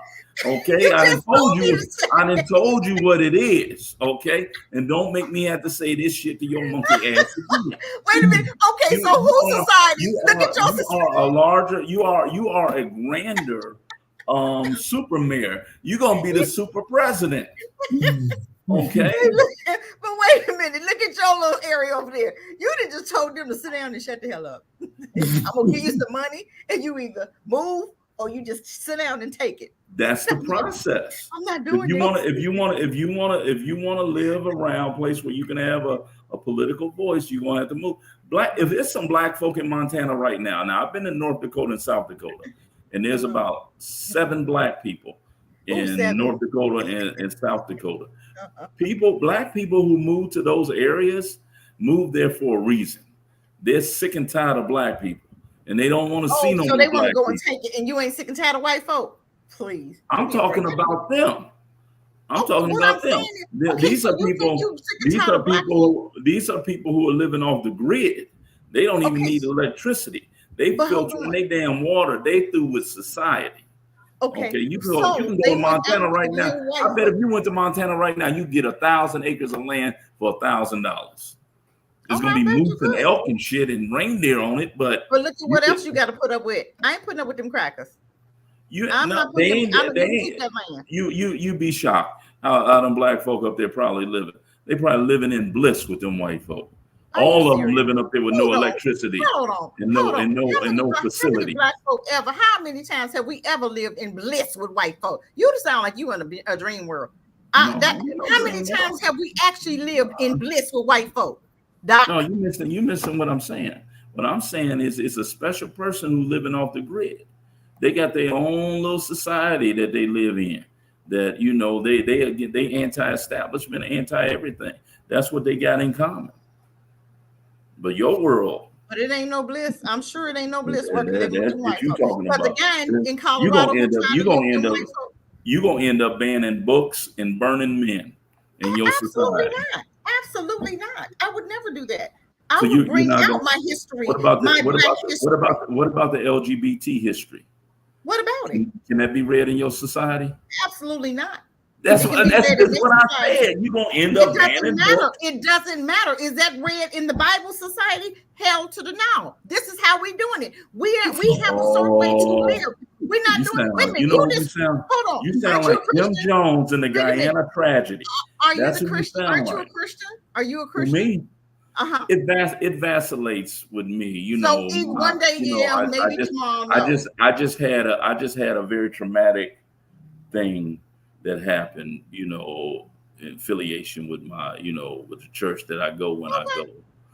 But are you still a Christian? assistant- Even though you had the little whatever that happened, are you still a assistant Christian? pastor out here, dirty macking, and But are you still a Christian? yeah, I'm still Christian. Okay, you Christian. Okay, so you vote for the Democratic Party, right? Hold on, brother. I'm gonna be with you in a minute, Maury. You vote for the Democratic Party, right? No, You don't vote for the Democratic Party. I'm vote? politically I'm independent. I vote from an informed position. I don't, what I'll say is this: I never voted for a president who won. I didn't vote for Obama either time. Okay, I didn't vote for Reagan. I didn't vote for Bush. If I vote for you with the presidency, you shall surely lose. That's been the record. Mm-hmm. I voted for Jesse. See how that shit turned out. Keep hope alive, huh? And people have. The man that killed I Martin Luther King. was over in College Station doing the night Obama won, doing correspondence work, and my phone just kept going off, and I'm looking at it, cracking up. And black people, they were like, "Man, thank God you had to go over there to College Station to make sure you didn't vote. If I had voted for Obama, he would have lost. I have never voted for the winner, never. And if it looked like you're gonna win, and I'm not gonna, I'll go vote for your opponent." This Christian thing. I wanted to let's stay on that for 1 minute. So you are a Christian, right? But you believe in LGBT. I didn't say I believe in LGBT. Okay. I didn't say that. So I never said that. Okay. So you still want them to be in the midst of everybody. What I believe is, and I have one of my very good friends. I won't say his name. He knows who he is if he's listening. But he's a part of that community, and that's my man. What he does in his bedroom and that type of thing, that's his business. Okay? But have you heard about evil communication corrupt good manners? Say that again. Have you heard about evil communication corrupt good manners? I don't know what that means. I mean, if you're trying to say that me talking with Corey is going. What I'm saying, remember when we used to be small? Our mom said birds of a feather flock together. Mm-hmm. You remember that? Yeah. So they told us who not to hang out with, right? Yeah. That works. Because I've seen children that hang out with. Let me help here. Let me explain to you. I've seen where children who hang out with the wrong audience, I get what you're saying, their but what lives are impacted. So I get what you're saying, but for me, I'm a grown ass man. Nobody. Okay, but we're not talking about this. We're talking about I like. Man, it's one of my fucking problems. But we talking about I like pretty black women with small waists and fat asses. That's Okay, what but I that's like. we Did talking nobody about have to the tell whole me that? America. Did nobody have to instruct me about that? There's something that inside of me, when I see my type, okay, there's an internal primal growl that comes out. I can't control it. I don't know when it's coming, and it's come out when I've been with, I was married, and I was like, oh shit. But yes, but do you understand what I'm saying though? Me hanging out That's with you, but what No, about your I own get what you're children? saying as far as people being influential and things like that. But once again, what I don't want to get bogged down in the LGBTQ thing, as to if people are born that way or what have you. I know quite a few individuals who, some of them actually, and he's actually the chaplain at a place that I frequent. But he's gay, and he actually gets up and gives sermons about how he was molested as a child. So why not get some healing from that? Why would you? But there's some other people. There's some other people who attest to the fact that they were just born that way. Okay, And there's a part of me, and I don't deal with this issue often. I usually only deal with it behind closed doors. But there's a part of me that, quite simply, like I just said, nobody had to tell me that I was supposed to like women. Okay, but hold on. I'm not talking about this. I'm talking about this America that we're supposed to be president over, because I want to. I'm even that with that. I want to help. You need to rename your land, because your land ain't American. You got some it other can be called whatever, but still, what I'm saying is, I just believe in separation.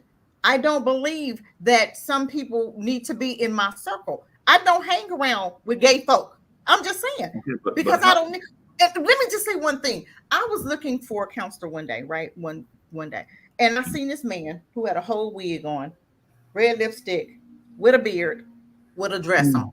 What the hell can you teach me, or anybody for that matter? I think you need to have a seat until you get yourself together. I'm just saying, I might be wrong, but he could not counsel anybody until you get it together. Can I ask you a question? Ask me whatever you need. Okay. When we're dating someone, when we're considering them for a serious relationship, we have these things called deal breakers, non-starters. That's a deal breaker for me. Okay. I'm glad you said that. What are the other deal breakers for you? And we're talking about the people you would allow into Cassie land. We all know what kind of people, for me, I know what kind of man works for me. Okay. I don't deal with the citizens of Cassie land. Oh, you're talking about my area. Yeah. What people are you saying what people would I date? Or what's a deal breaker? That would not be allowed to be citizens within Cassie land. Oh, I think I made that clear. No, I'm just asking you, who are they? They're LGBT. Okay. I have a section for you, but it's not going to be amongst the people. Okay. It's not going to be in this area. What's in this area? I'm just saying, is it just the LGBTQ? I'm trying to tell you. Let me talk. Go ahead. What's going to be? It's going to be one first, who has a heart for Black people, who want to see Black folk free. Okay. I need to see people that's going to love their own. I need to see people that's willing to change and wanting to get that counseling and therapy to get on the right track, because a lot of us are off track. Okay? Yeah, but I'm asking you, who's going to be excluded? That's all I'm interested in. I'm telling you now, white folk can't be in there. I gave you your part. Put the map up. I gave you your part. It's gonna be, we going down this way. Okay. The cold states is the white folk states. Okay. And they're gonna run their own. They're gonna have their own police. They're gonna have their own government.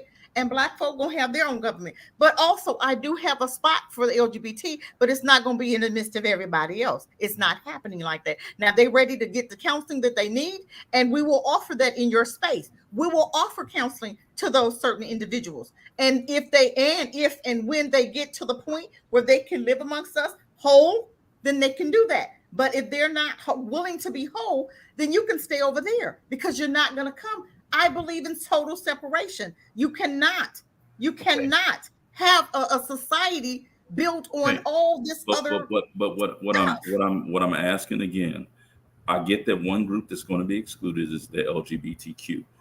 Who are the other? I just excluded white folk too. Okay, and the white Chinese, folk. yeah. And They have white their folk. little area over there. Anyone else excluded? Well, you know the pedophiles. You know we're not doing that pedophile stuff. You already know that. Okay, They're not going to okay. be there. You know, Okay. they're going to be. You. I see you messing with some children. You're going to have to die.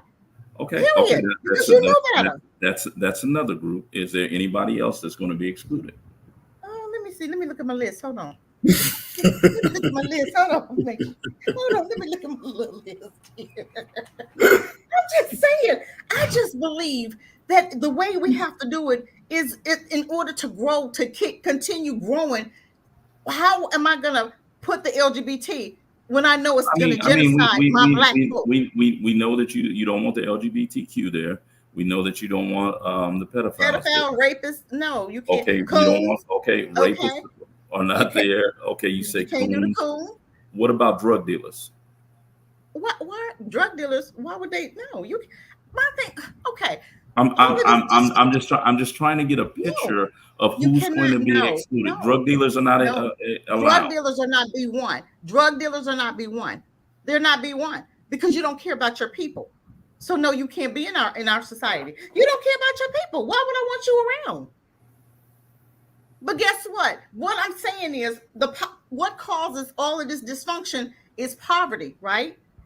You have to fix the poverty situation. I told you it's enough money in America for everybody to be comfortable, period. And if it had been done right, America wouldn't be looking the way it looks now. America is looking the way it looks now because of people that were allowed to do what the hell they want to do. They can kill you and get away with it. They can murder your child and get away with it. That Kyle Rittenhouse, they can kill 9 in the church and get away with it. Dylan Roof, they can rob, they can go to a grocery store and they can shoot 9 folk in a grocery store. What was his Peyton? You understand what I'm saying? Those type of people should have gotten electrocuted. So you say that the problem is poverty. Order. There's no order. In America has no order. Certain type of people have been allowed to do whatever they want to do. And certain type of people have been, like, for instance, look at Haiti. Why is Haiti looking the way it's looking when Haiti was number 1? It took one white man to go over there to Haiti, which was Clinton, and outsourced all of their stuff. Outsourced everything because Haiti was building in-house. That's how Haiti was as strong as Haiti was, excuse me. And then Clinton came in there and outsourced everything. Look at Haiti now. Why? There's no reason whatsoever for Haiti to look like that. All of this dysfunction, every time I see them, I see dysfunction. Every time I'm looking at them, I see tyranny. I see a whole lot of messed up stuff. But okay.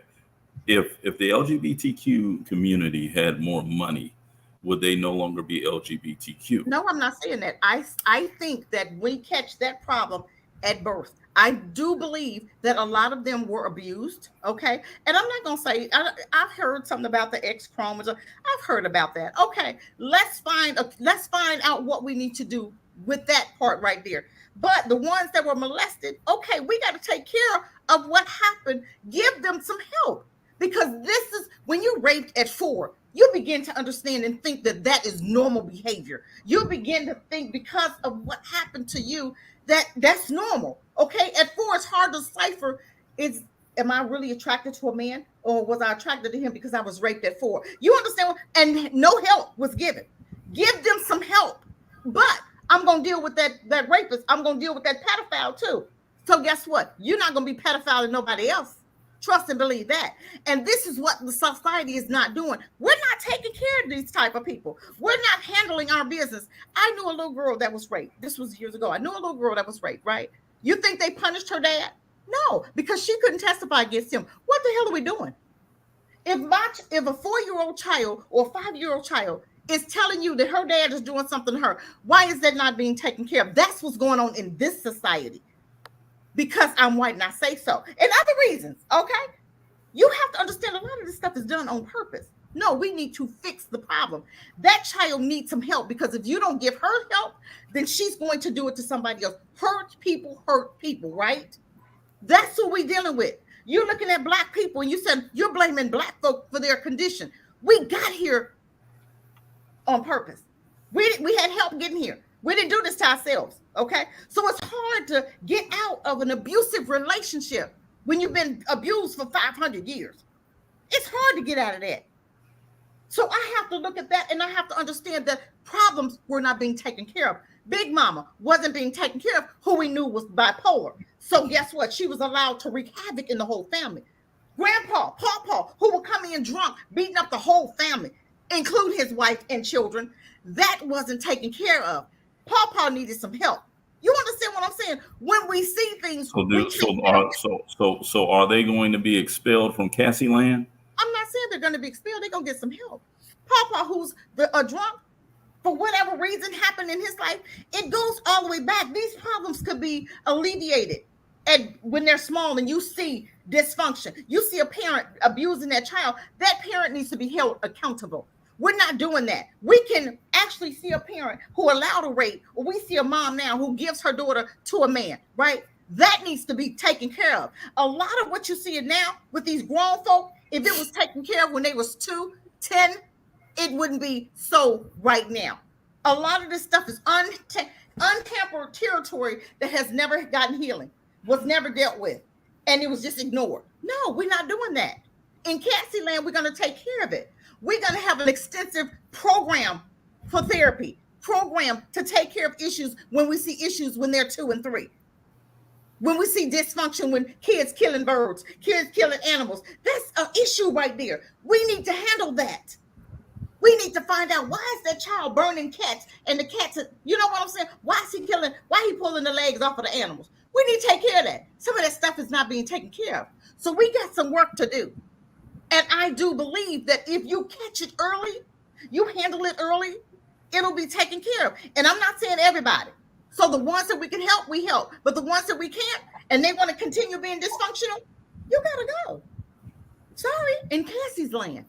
And you can call it Cassie's Land. We're not gonna do, seriously, grown folk know what to do. Don't they, Brother Maurice? They know what to do. You know what to do, don't you? And you know what, and you know what you're gonna get away with. So if I go and kill 9 people and I don't get punished, I'm gonna go kill me some more folk.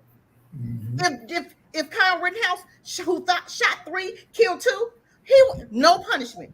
Oh, in Cassie Land, bro would have got the same deal. Trust that one. Okay.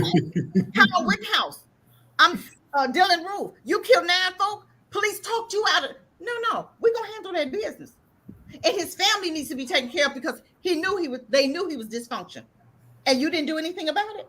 Remember the lady who trained her son? Her son had a dysfunction, right? Something was going on with him, right? But she allowed him to handle a gun, and he went and killed the kindergartners in her class because he was just. Now she needed to be taken care of, and her son would be dead, and she should have been dealt with, because you knew that your son had a dysfunction and you did nothing. You trained him to have a gun. What the hell? Where do we do that at? You understand what I'm saying? That type of stuff needs to be dealt with, and it's not. I believe in, if you handle it when they're young, you take care of the problem, and you know that. Some of these kids need their behinds towed up, and a lot of stuff we didn't do again. Did you, Brother Maurice? When your mama told you no, and you got that real good ass whooping, you didn't do it again, did you? Thank you. Didn't. And then when you did, you got the hell beat out you again, and you didn't do a third time, though, did you? See, you understand, because of consequences. When you don't take care of consequences, you just let stuff happen. What the hell you expect? You got tyranny in America. This is tyranny. And you won't be doing it in Cassie's Land. I'm just sorry. All right, we are at our time. In our closing comments, I would like everybody to give a closing reason why the vision for your America, or Cassie Land, is what people should be looking for, because I truly believe that we should have in our mind a vision for the kind of place that we want to live in, the kind of country that we want to bring to birth. But if you don't think about it, if you can't imagine it, you will never achieve it. You won't even think that it's possible. So, I think about it all day. What kind of world will I create? Because I think about it all the time, and I know I'm going to bring it to existence.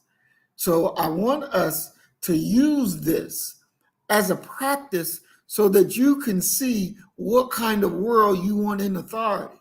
What kind of world do you want to bring in? Because trust and believe, this present one does not work. It does not work. And we know that even in the Bible, where Jesus comes, and he comes with his own government. With his own government, not endorsing the governments that are present. Not saying that I represent this government that's present, but he comes with his own government, because these governments are crooks. They are a group of criminals of the first order. And we should always be looking to bring in our own new reality. But you won't bring it in if you don't conceive it. If you don't start to think, I don't want this. I don't want this. I don't want this action. I don't want this behavior. We got to begin to be thinking, what do we want to bring into existence? What do we want when we're in power? What are we going to bring into existence? Because trust and believe, we got already plans and how we're going to keep certain people out and how we're going to do this, how we're going to do that. Where there's a will, there's a way. So let's go ahead and move to closing comments. Sister Cassie with Cassie Land. Ooh, boy, I tell you, I'm gonna tell you what I believe now that it starts at birth. I believe that parenting is important, and for me, I'm gonna give. I'm telling you, I really do believe in therapy. I really do believe that it starts at youth. And I'm gonna tell you what. When I talked about Hunger Games, I'm going to put you, and I believe that we need to have those categories. You have to know why you were born, what were you put on this earth to do, and you have to have that direction. Everybody has to understand, what was I put on this earth to do? If I'm a nurse and I hate nursing, I'm just doing it for money, you're in the wrong field. If I'm painting and I hate painting, what the hell am I doing in that field? If I like computers, why aren't you doing computers? I've seen people that work as janitors that can bake their behinds off. Why don't you have your own bakeries? I need to put people where they belong. I need to buy some land. I need to educate our own babies. I need us to understand about tradition and our culture and history. I need us to understand that, because I'm telling you what, my granddaughter hated history until I got her into the habit of, I need you to learn something about your own history. She loves history because it's about her. I need for us to fix the problem. I'm tired of the Band-Aids. I'm tired of people just letting shit go just because it's easier to not fix it. No, we got to fix it. It's time to start from the basics. I believe that we have to have a code of behavior. That's going to be taught in Cassie's Land at age 2 and 3, at birth. We're going to hold parents accountable. If you know that you got a man in your house and he's doing some stuff, you're going to be held accountable, period. Pedophiles will be dealt with, rapists will be dealt with, and LGBT, period. You need to stay over there. That's how you want to live. But you're not bringing that impact in here, normal society. We're going to get you some help. And if you won't help, then when you're healed up, you decide you want to come and have a normal, okay, come on. But we're going to still be watching you. I don't believe in jails. We're not going to have jails. We don't have a site for people that just up and just want to shoot somebody. You just want to kill somebody.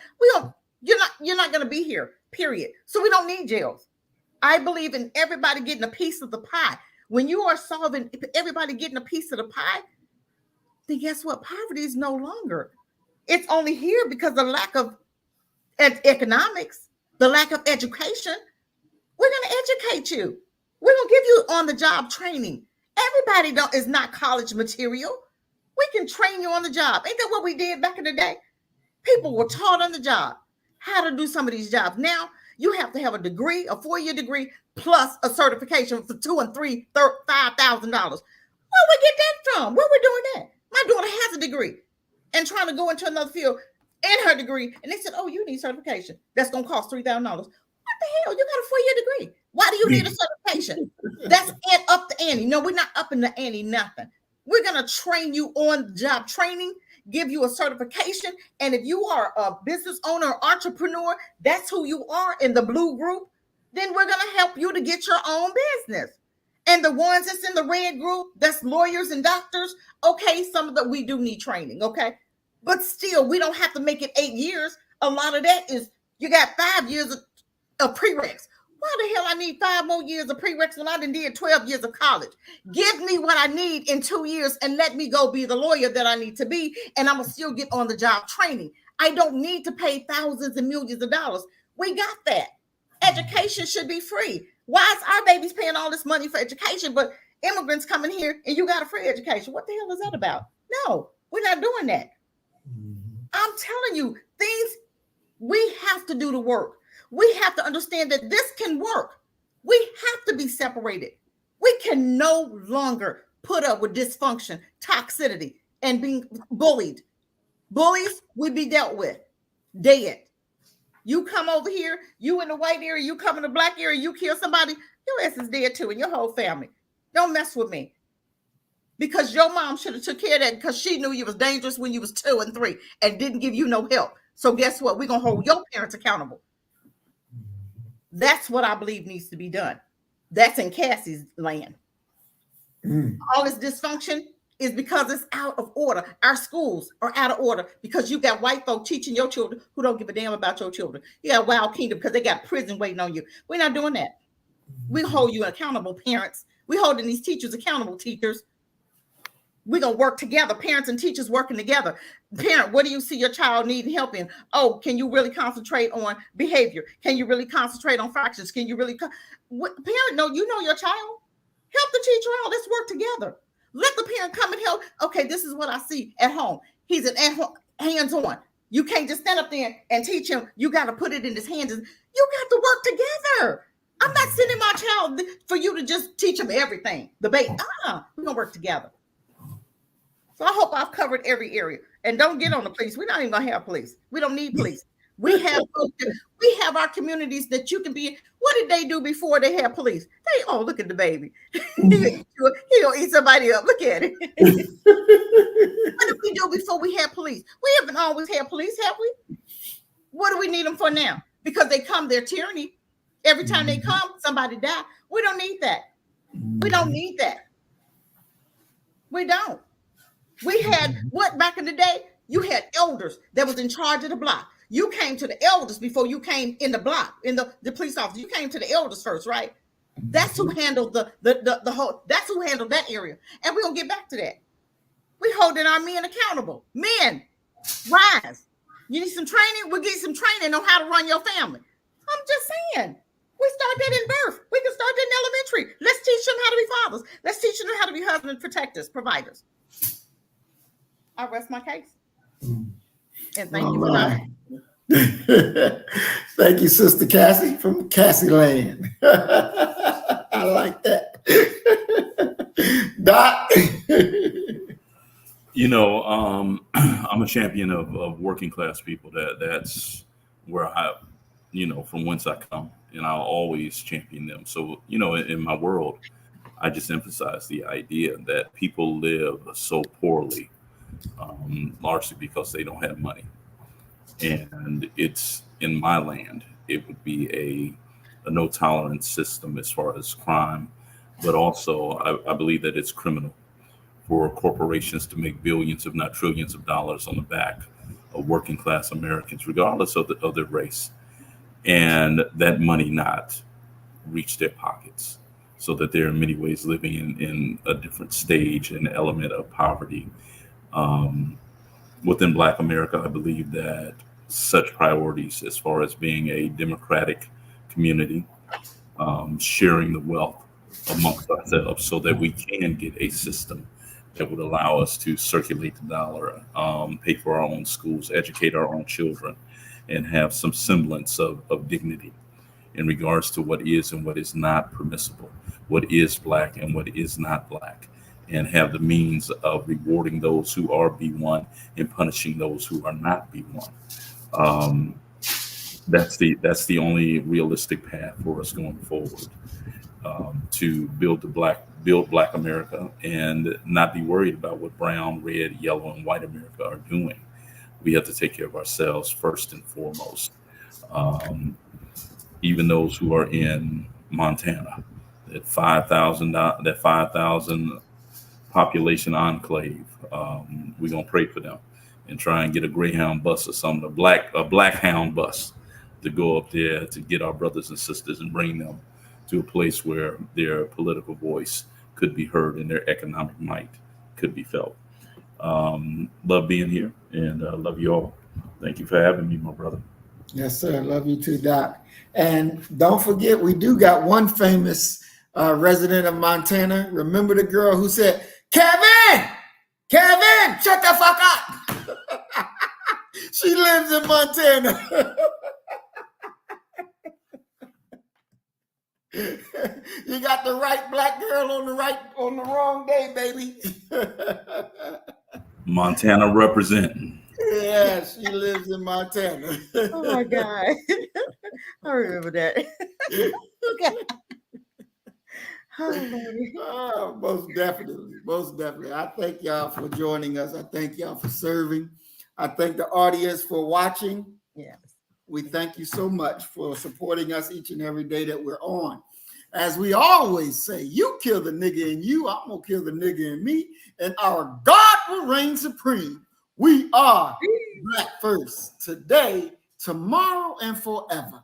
Love you, family. Peace and blessings. Assalamu alaikum. Shalom. So you better get the message and get it straight. You're gonna need some bridge work. It's simple as that. Because we're living in judgment. We're living in implementation.